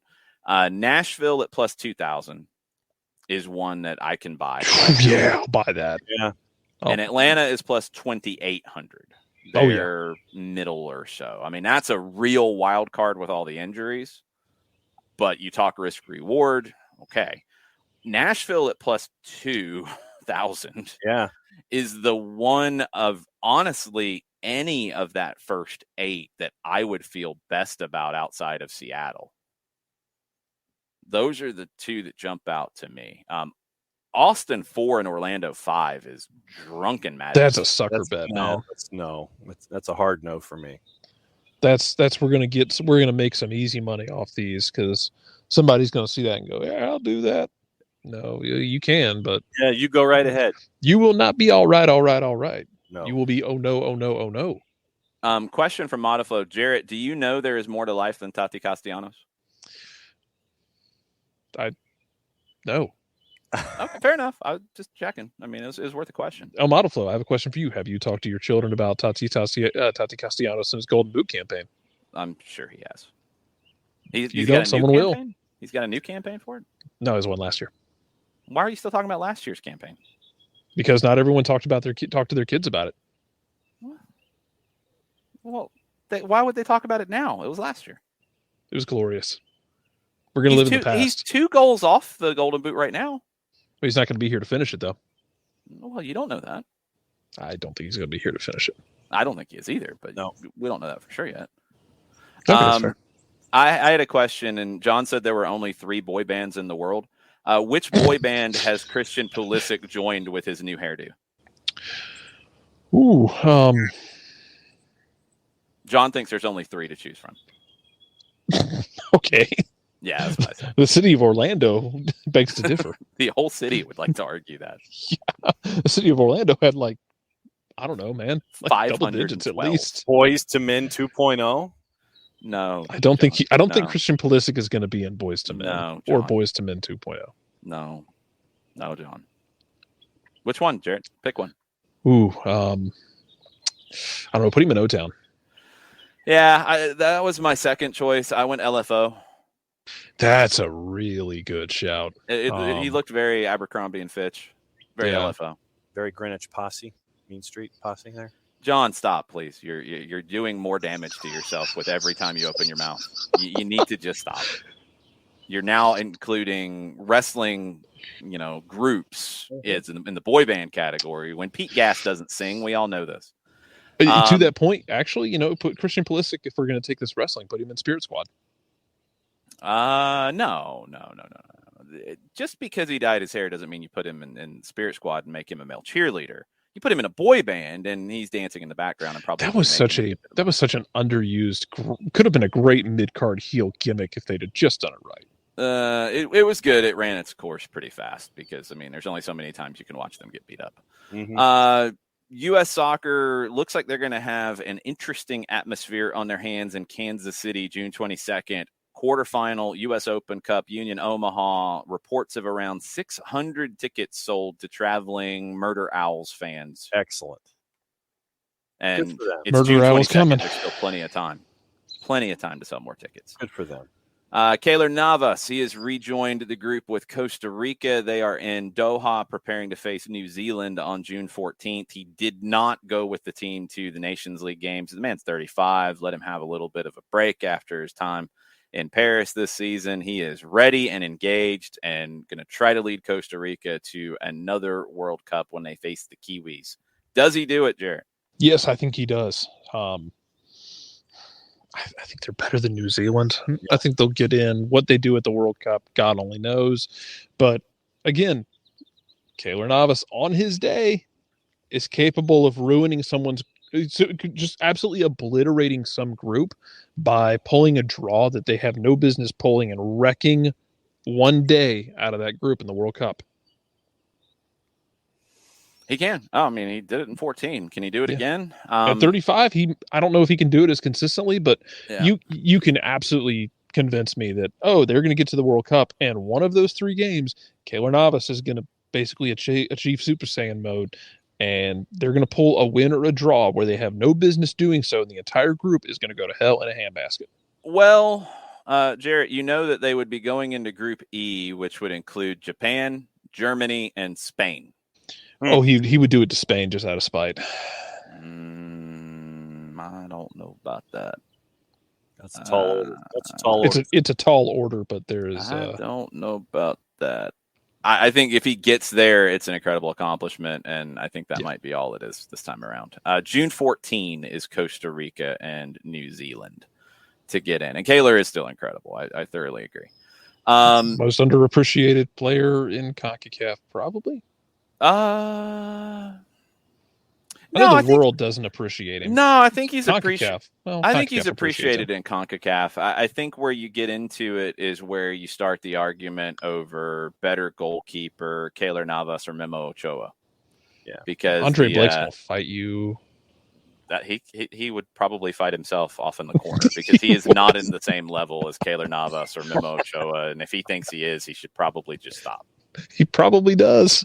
Well, that's just thoroughly incorrect. And Andre Blake's very good. He is no Keylor Navas or Memo Ochoa, and I don't think Memo Ochoa is Keylor Navas. So I love that Memo Ochoa just pops up every 4 years to haunt some team, and then just goes back into his slumber where he plays league games. And he's good. He's very good. He's very, very good. He only pops up on the world stage at the World Cup, and everyone's like, "Oh, that guy," and then they forget about him for 4 years outside of CONCACAF, and then the ghost of goalkeepers past comes out to just torment some poor country that has no business being tormented. No, I think that's unfair. I think Memo Ochoa has had an amazing career. I really do. I think he's the best goalkeeper from Mexico of all time. And I think if Keylor Navas did not exist right now, or maybe played at a even smaller country, he would be the best CONCACAF goalkeeper. I think he would be. But Keylor's better, and Keylor has done it at the club level in bigger places.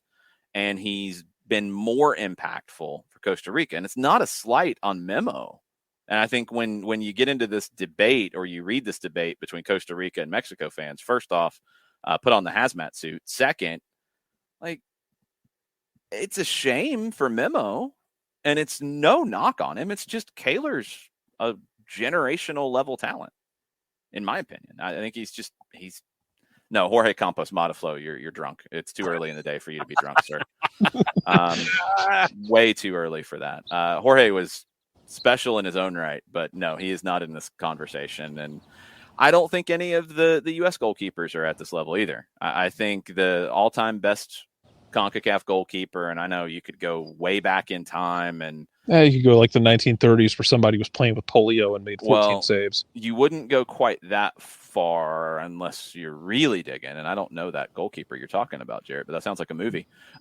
Second, I think it's Antonio Carbajal, if I remember correctly, most World Cup appearances for Mexico of all time, because they always qualified as the CONCACAF rep. He was there for like 4 or 5 World Cups, but they never got out of the group stage. I mean, he'd have to be in the conversation, right? But I don't have any tape on him from the 50s, 60s. I think since modern times, and maybe with the game we start to separate modern times as when you couldn't pass back to the goalkeeper and they could pick it up. So 92 or 94-ish. Keylor's number 1. Memo's 2. Osvaldo Sanchez is going to be in that mix. From the U.S., I think probably shorter career, but best goalkeeper at the national team level was Brad Friedel. Tim Howard is right there. I think Casey Keller and Tony Meola are a step further back. I don't think any of the current ones are in this conversation. I don't think there's anybody else that has really, truly gotten into that conversation. Sorry, Andre Blake, but no. I mean, it's a different animal nowadays because you're looking more about distribution, what guys can do, how guys can impact the game with the ball at their feet, not just their raw shot stopping. And CONCACAF really hasn't had that guy. I mean, like Keylor and Memo are okay in that regard. Friedel, no. He could throw the ball probably about 50 yards. Dude had a cannon. No, I think it's weird. Like I think in CONCACAF, you haven't had that goalkeeper who has stepped up in that area. I mean, Campos was, but you don't really think of Campos as a guy they played in possession and did things. You think of him putting on a different shirt and playing up top. True. Because he's insane. That's a different conversation. You don't have going to the die Neuer. on this hill and be buried. Modiflo is again drunk in the middle of the afternoon. You don't have a Neuer or even a Higuita. Who you want crazy? You're getting into Rene Higuita. That's crazy. Campos could not. Scorpion be that kicks might be one of the most tame things you get out of him. Yeah. Carbajal had 5 World Cup appearances, record equaled by Lothar Matthäus in 98 and Raul Marquez in 2018. Sawa and Formiga appeared in their 6th in 2015 in Canada. So on the women's side. Right. Yeah. So 5 is Carbajal, Matthäus, and Marquez. Okay. I forgot Rafa Marquez got there. We'll move on from there before I say something that really gets me in trouble. We were talking music earlier. John, I would assume you have heard of this performer, Ed Sheeran.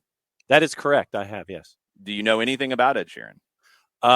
Yeah. I mean, he's got a couple of tunes that I like that I actually listen to. Got a couple of tunes. Yeah, I know him. He's got a couple tunes I like. Yeah. Oh my goodness. But you know what? John went down about the 45 down at the general store for a nickel. Yeah.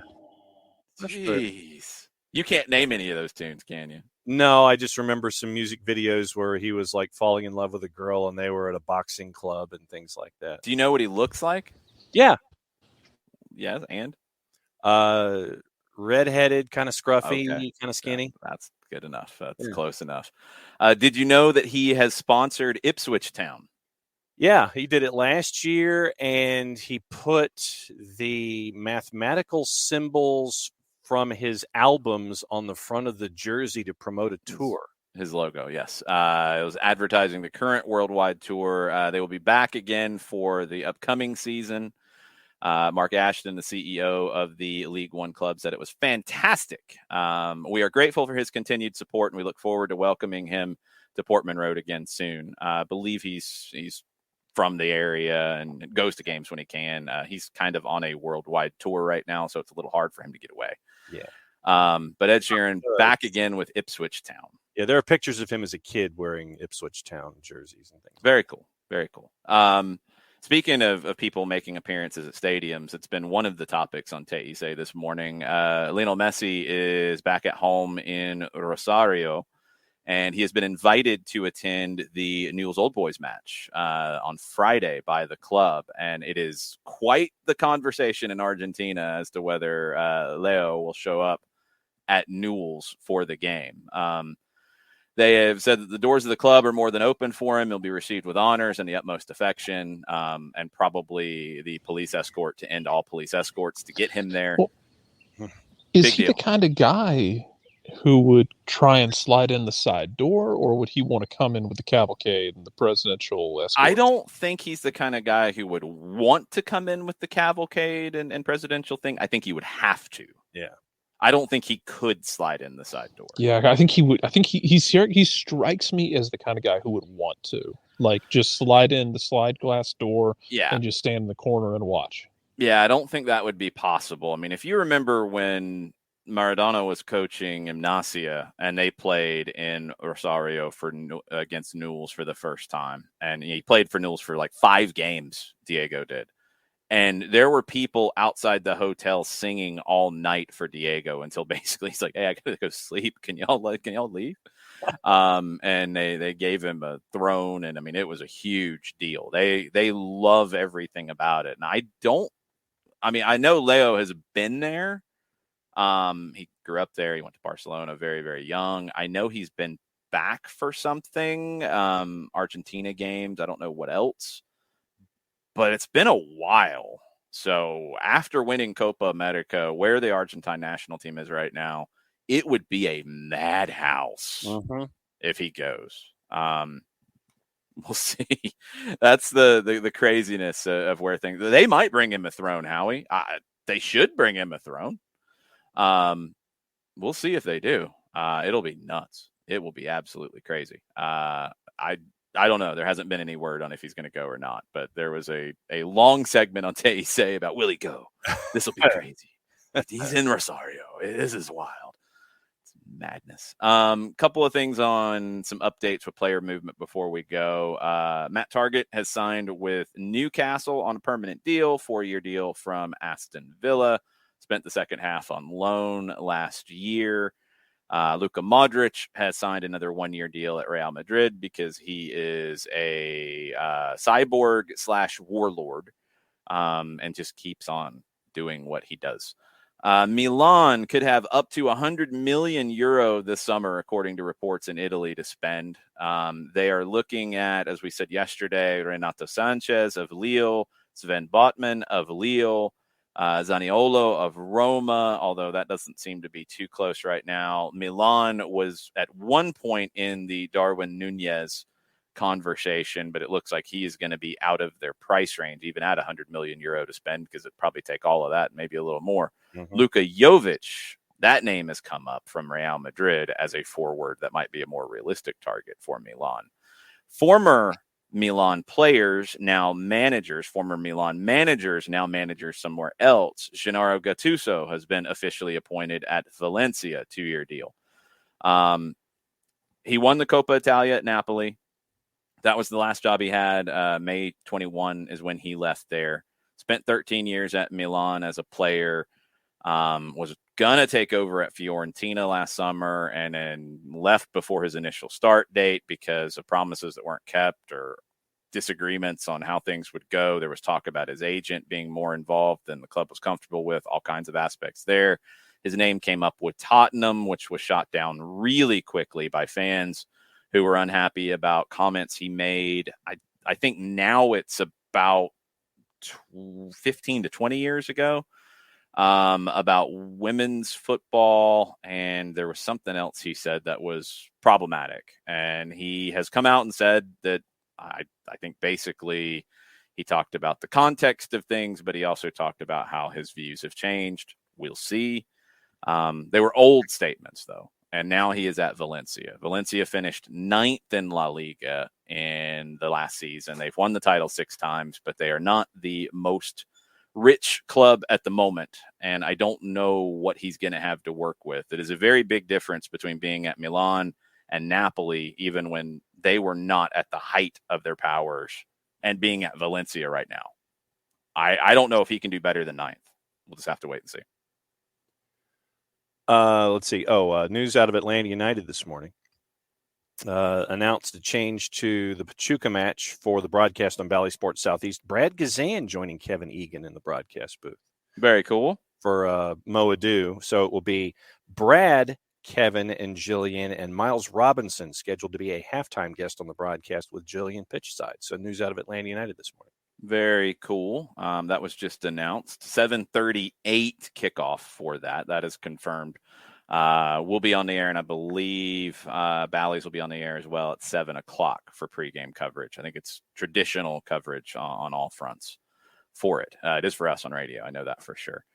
Other things on the news and rumor front before we go. Romelu Lukaku, Chelsea have said, yeah, you can rejoin Inter if the finances are right for us.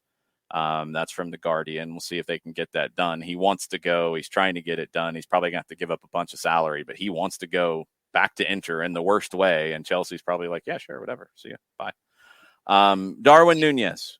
And please, when you are talking about Darwin Nunez, and John, can you tell all of England to do this? Put the tilde over the N, the second N. No doubt. Put the tilde there. Yes. Like there is an accent over the U as well. That gets left out sometimes. That is not good, but nowhere near as big of an issue as not putting the tilde over the N. Yes, it is Nunez, not Nunez. And it's not Nunez or Nunez or Nunez or any. It's not new. It's Nunez. Nunez. It's not hard. Mm-mm.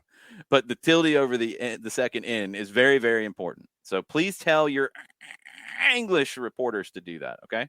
Oh yeah. No, can you do that? You're the England correspondent. Remember?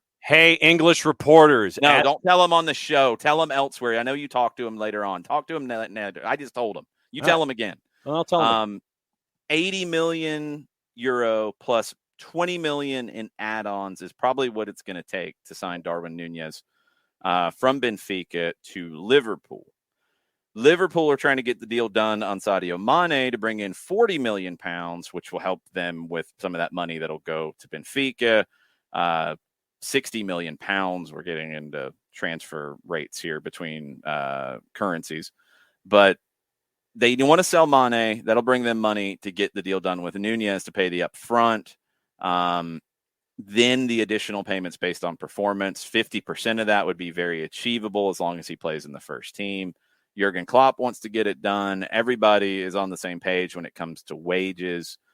David Ornstein reports that Liverpool are understood to have agreed to those wages in personal terms for Nunez, but it's not signed because you don't have the transfer portion done yet.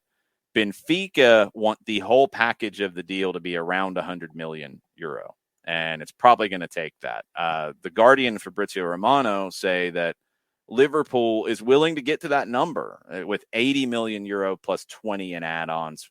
50% of that would be achievable quickly. The other 10 would be a little bit more of a stretch, but is that going to be enough to get the deal done? And I mean, Jarrett, the big question I have here when we get into this is Darwin Nunez is a very, very good player, but is he a 100 million euro player? And does that put too much expectation on him? I don't know if he is or not, but that's the surcharge that comes with being an English team.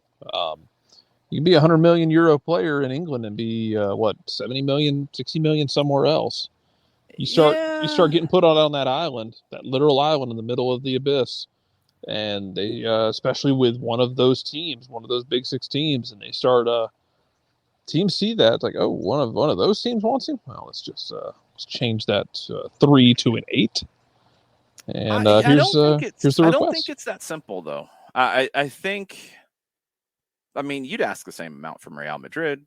You'd ask the same amount from PSG if they were in the mix. I think it's a little bit more about the hype. Yeah. That's my issue here. I think when you're talking about like Harry Kane moving inside the league versus, might come in from the outside. Yeah, I agree. But I think Nunez, and we had this conversation back in the Haaland and Mbappe moving days of, when dominoes fall, it's going to create a market for the next tier. Yep. And Nunez's performances have pushed him into this. Like he's been great. But man, 22 years old, that is a lot. And they're going to get something close to it. If it's 90, if it's 80 up front with more added on, they're going to get really close to it. I just don't know if he can perform at that level of expectation at that price sets. And I think the Sadio Mane stuff does play into it, that you've got Mane moving, on the way out. Makes it easier to spend it. Yeah. It makes it easier to spend it, but it also makes, I think it makes it easier for teams to say, hey, we know Mane's out the door. That's a worst kept secret. We know you need to fill that void. You want to fill it with him. The price is going to go up a little bit because we know you're kind of in a weird spot. And you don't know where else Liverpool is shopping. We've been over this before with Atlanta and other clubs.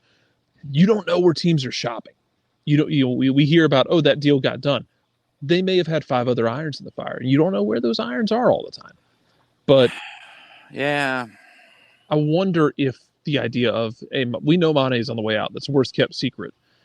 So we're going to put a little premium on that price tag. And yeah, it's more pressure on him because all of that may factor into him getting more than you might expect.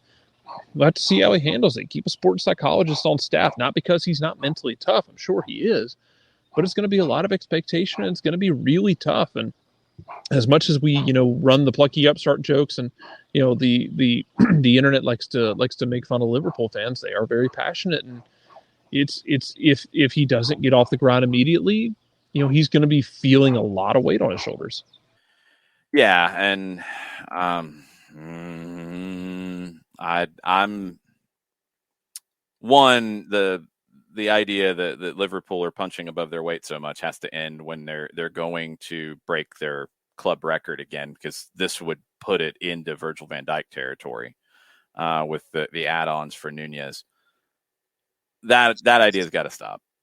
But they don't spend, and yes, you do. They're one of the biggest spenders in the world, and I think they're overspending here. I really do. And part of it. Look, I mean, I think Benfica had already really set their price before the Sadio Mane stuff came to the fore. I think Benfica was betting on multiple teams being interested, and that was obvious. That was evident. I think they were betting on what the market would be with the two big names at the top of it, with what that could do to somebody like Nunez on the way up. I think Napoli's been betting on the same thing with Victor Osimhen, but he hasn't gotten into this level of a conversation because of what Nunez did in Champions League. So I think they knew the market would be there. I think they bet on it. That's why they didn't look to sell earlier or for cheaper. And they're gonna have that bet pay off. I just don't think he is going to be at that level. I think he's going to be underneath it, and it's going to be tough for him. Jurgen Klopp is a great coach, and we'll see if he can get the best out of it. I do. Niall says that Liverpool has other players in mind for sure. I don't think that's a situation right now, Niall. I think Liverpool is, if you're getting to this level and you're talking 80 mil and you've already agreed to personal terms with the player, you don't have backup plans that are realistic at this point. You're all in. Like, they're all in. If it's not going to come down to 5 mil here or there, it's just not. They're going to get this done because they've gone too far on it. So this is the bet that Liverpool's making. They're going to spend a lot of money because they can. They have it. They ain't broke. And they're losing Sadio Mane, and they're going to get something for him. Bayern was never going to get into the Nunez sweepstakes in my mind. That came up on the Twitch pitch because I think it had outpriced what Bayern was comfortable spending a long time ago. And I think they're also going to be a little more conservative on, is he at this kind of a price point, which I don't think he is. I think Liverpool's overpaying, but they feel like it's going to pay off in the long run. I don't know if it does. And I don't know if Liverpool is better with Sadio Mane gone and Darwin Nunez in. I'm not sure that they're a better team with that trade-off. And if they want to beat City and potentially a resurgent Chelsea with money to spend, I think they're going to have to get better. I don't even know if they're at the same level losing Mane and bringing in Nunez. I think that is a debate that in the long run might pay off, but I don't think it pays off in a single year. So it's going to be fascinating. Look, this is what you have to do. This is the game, and this is where the top clubs show that they have the right recruitment and they have the right manager in place, because Klopp's going to have to get everything out of him.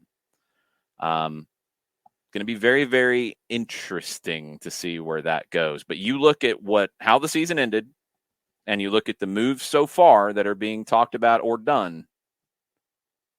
City has stepped further out away from everybody in my mind.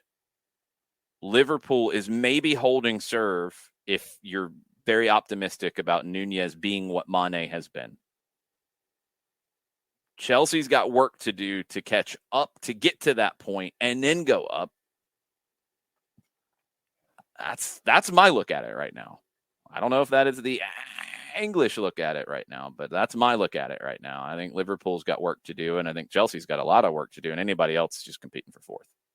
And Chelsea, the numbers that they could have to invest upwards of 170 million, I think, is to spend every bit of it. Yeah. Now that could change if you move Lukaku and get anything out of that outside of just getting a salary off your books, or any other moves that with people going out that could go up if you bring money in.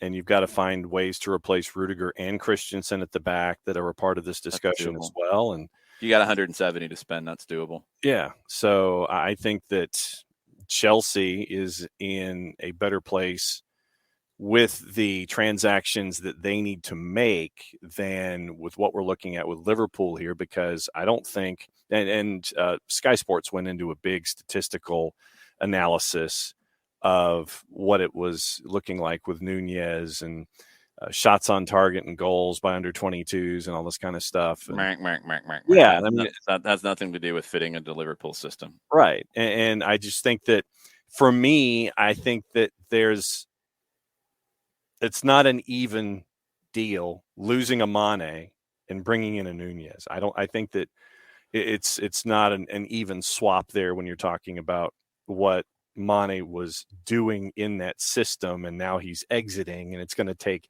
Nunez time to adjust and all these kinds of things. I just don't think it's an even deal, and I think Liverpool's stepping back with their talent that's going to be out there with that starting 11. What I said was I think they're potentially stepping back. I mean, Nunez is younger. Nunez could be at that level. I don't think he's substantially past the level. I mean, Niall says, who all would you rather replace Mane with if not Nunez? I don't know if you get better by replacing him. And I don't, look, you have to replace him at some point. I don't know if it was the time. I don't know if you're going to get better. And it's not just this move. I just don't think, and this has been the Liverpool argument, and we're not going to go purely into Liverpool here. We're going to move into a couple other clubs because it's all silly season at the moment.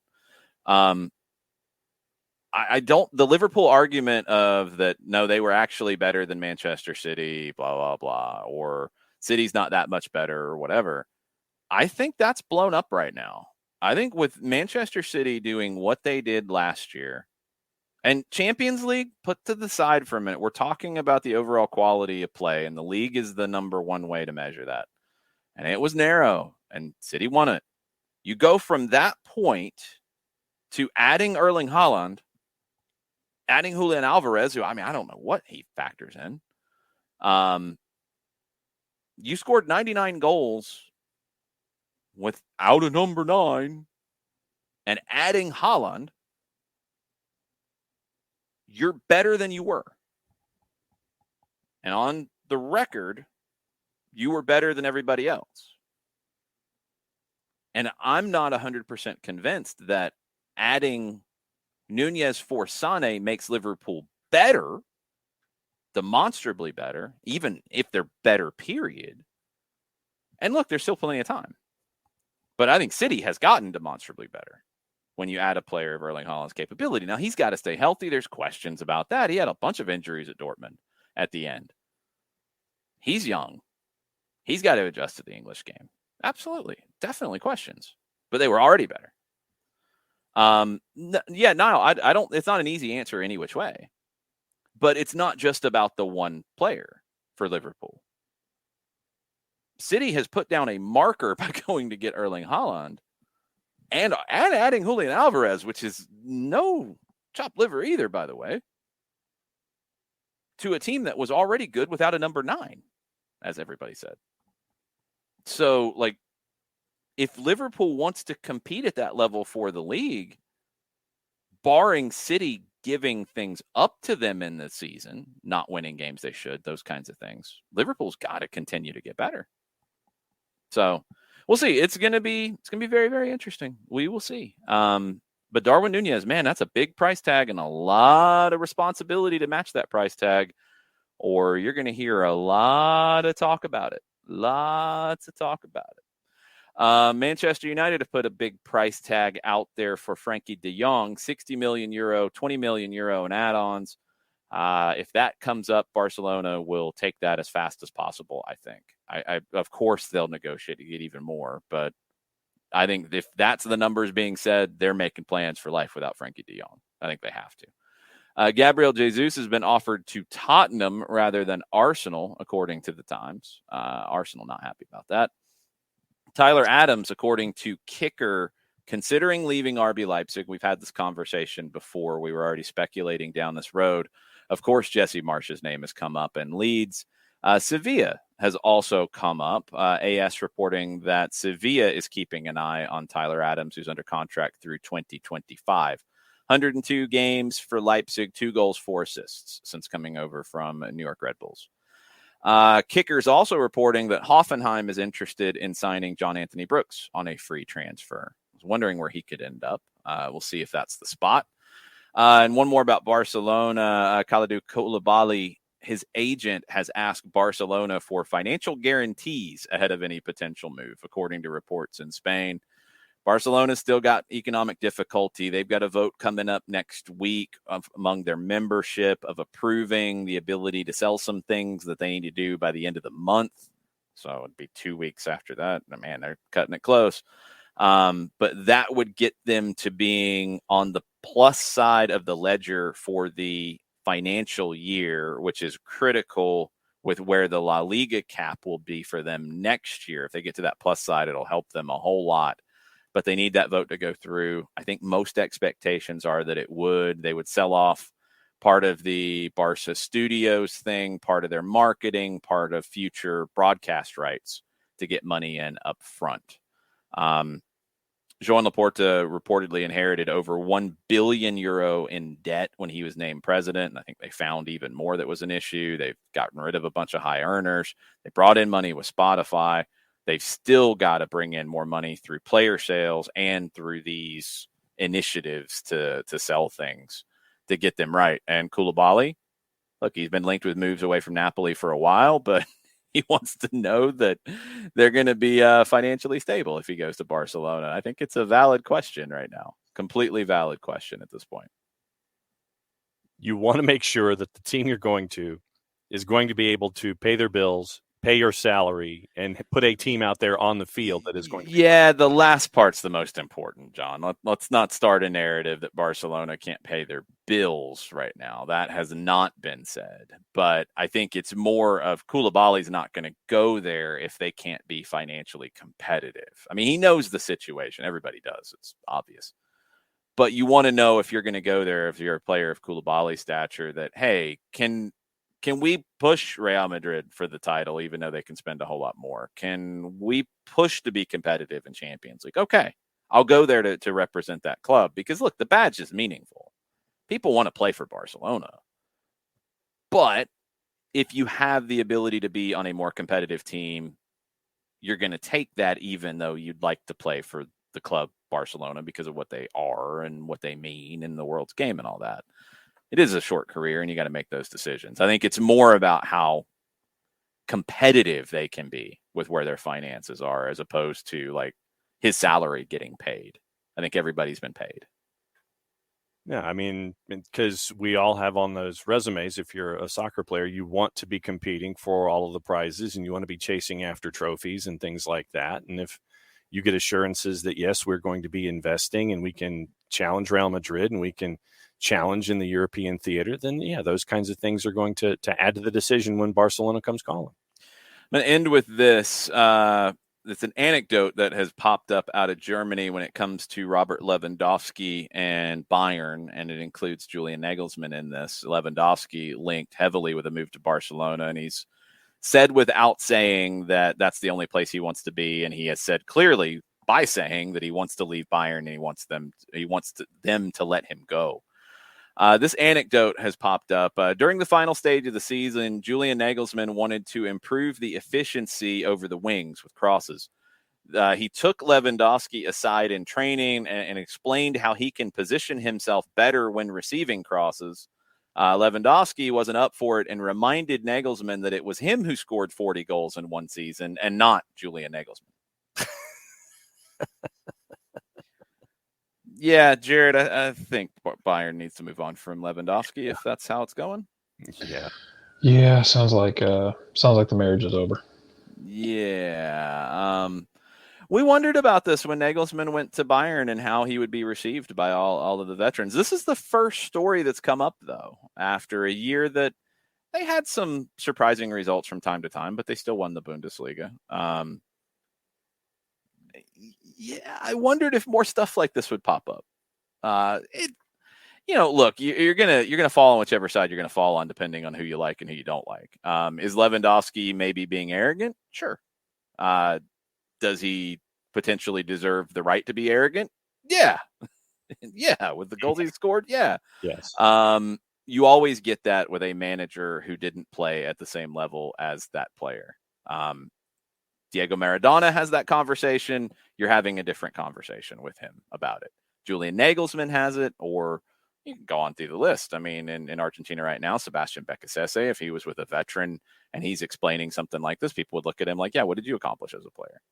But if Hernan Crespo is one of the best forwards ever from Argentina, if he has that conversation, it's a different conversation. Like, that's something that comes up in the game. It's not a right-wrong thing for me. It's really how it's approached. If Nagelsmann comes in with arrogance to tell Lewandowski what he can do better, yeah, it might not work very well. If he comes in and says, hey, we've been looking at the film, we've been studying this, these are where the crosses are ending up, maybe this is something that is worth focusing on right now. If you approach it in the right way, I think it's maybe received differently. So look, it could go either way. We don't know the whole conversation here. We don't know all the context. But I think it is an anecdote that lends you to believe it's going to be hard for them to stay as is, and it's going to be hard for Lewandowski to accept staying with all of the things he said publicly, plus stories like this getting out. It's going to be an issue. It's all about how the message is delivered. You sit there and it's like, well, it's all in how you carry it. Nagelsmann goes up to Lewandowski. Well, we'd like you to do this. Almost like the Gary Cole character in Office Space, where he's like, well, yeah, you need to do it kind of this way. Or you go in and sit there and it's like, well, we would like for you to help us out and do things, do things this way sometimes if we ask you to. It's always in the carriage sometimes. And no, it doesn't surprise me that as Lewandowski and that marriage continues to just widen and widen and widen with the gulf, that you still get you get stories like this popping up about the relationship. But it is all in the carriage of the message and how you want to get something done when you want to do something like that. Yeah, we'll see where it goes. But I don't think Lewandowski's playing for Bayern next year. I think he's playing for Barcelona, and we'll see how Julian Nagelsmann handles veterans in general if we get more stories like this over time. All right, we'll be back on a normal schedule tomorrow morning as we get ready for the weekend. Again, no live show tonight out of an abundance of caution. Exposure to a positive COVID test from somebody else. None of us have tested positive. Fingers crossed that doesn't change. But just to be completely and utterly careful, no event tonight in Fayetteville. We've put that out on social media. If you were planning on coming or you knew somebody was planning on coming and you hear this before the event would have happened, please tell them that we're all being careful and we're not going to have an event. We will reschedule for Line Creek in Fayetteville coming up as soon as we can, wherever it can fit into the schedule. We will make sure that when we reschedule, it'll be a date that Jess can come out with too as well. I was looking forward to that, but just to be completely and utterly careful, we're not going to do the event tonight. Stay tuned on the 500 Songs for Kids tomorrow. Go if you want to go and support because it's a great charity. We will have some tickets available. I'm not sure exactly how it's going to look now because, again, I want to be completely careful and within windows. Not going to go to that event. But I don't know exactly how we're going to sort out the tickets now. There will be quite a few Atlanta United Pachuca tickets. If you are looking to get tickets and you want to support a great Atlanta nonprofit, go tomorrow night to Venkman's, get your ticket, go to Songs for Kids Foundation on their website. You can get tickets there. You can go to the Venkman's website and get tickets there. It's basically what you want to pay. But we will get the details on what that will need to be and how that will go because it's going to be different than we planned on doing. So all that is up in the air. But there will be the availability to get some tickets to the Atlanta United Pachuca game for supporting a great nonprofit in Songs for Kids. And we'll have more details tomorrow morning about that. We'll share it on our social media as soon as we sort it out because things done changed. That's why it's been a busy day already, and it's just afternoon if you're listening live. So thanks for hanging out with us. Tomorrow we'll be back on the normal schedule, and we'll get you ready for the weekend. We'll start to look ahead to Pachuca come into town. We'll look ahead to the twos. We'll get caught up on all the other Nations League stuff. U.S. plays tomorrow, although it should not be the most competitive game against Grenada. Canada does play Curacao tonight. That could be an intriguing one potentially, and we'll keep an eye on it. But tomorrow morning, 9:05, we'll see you then. Have a good rest of the day. Much plot to y'all. Much plot to y'all. Much plot to y'all.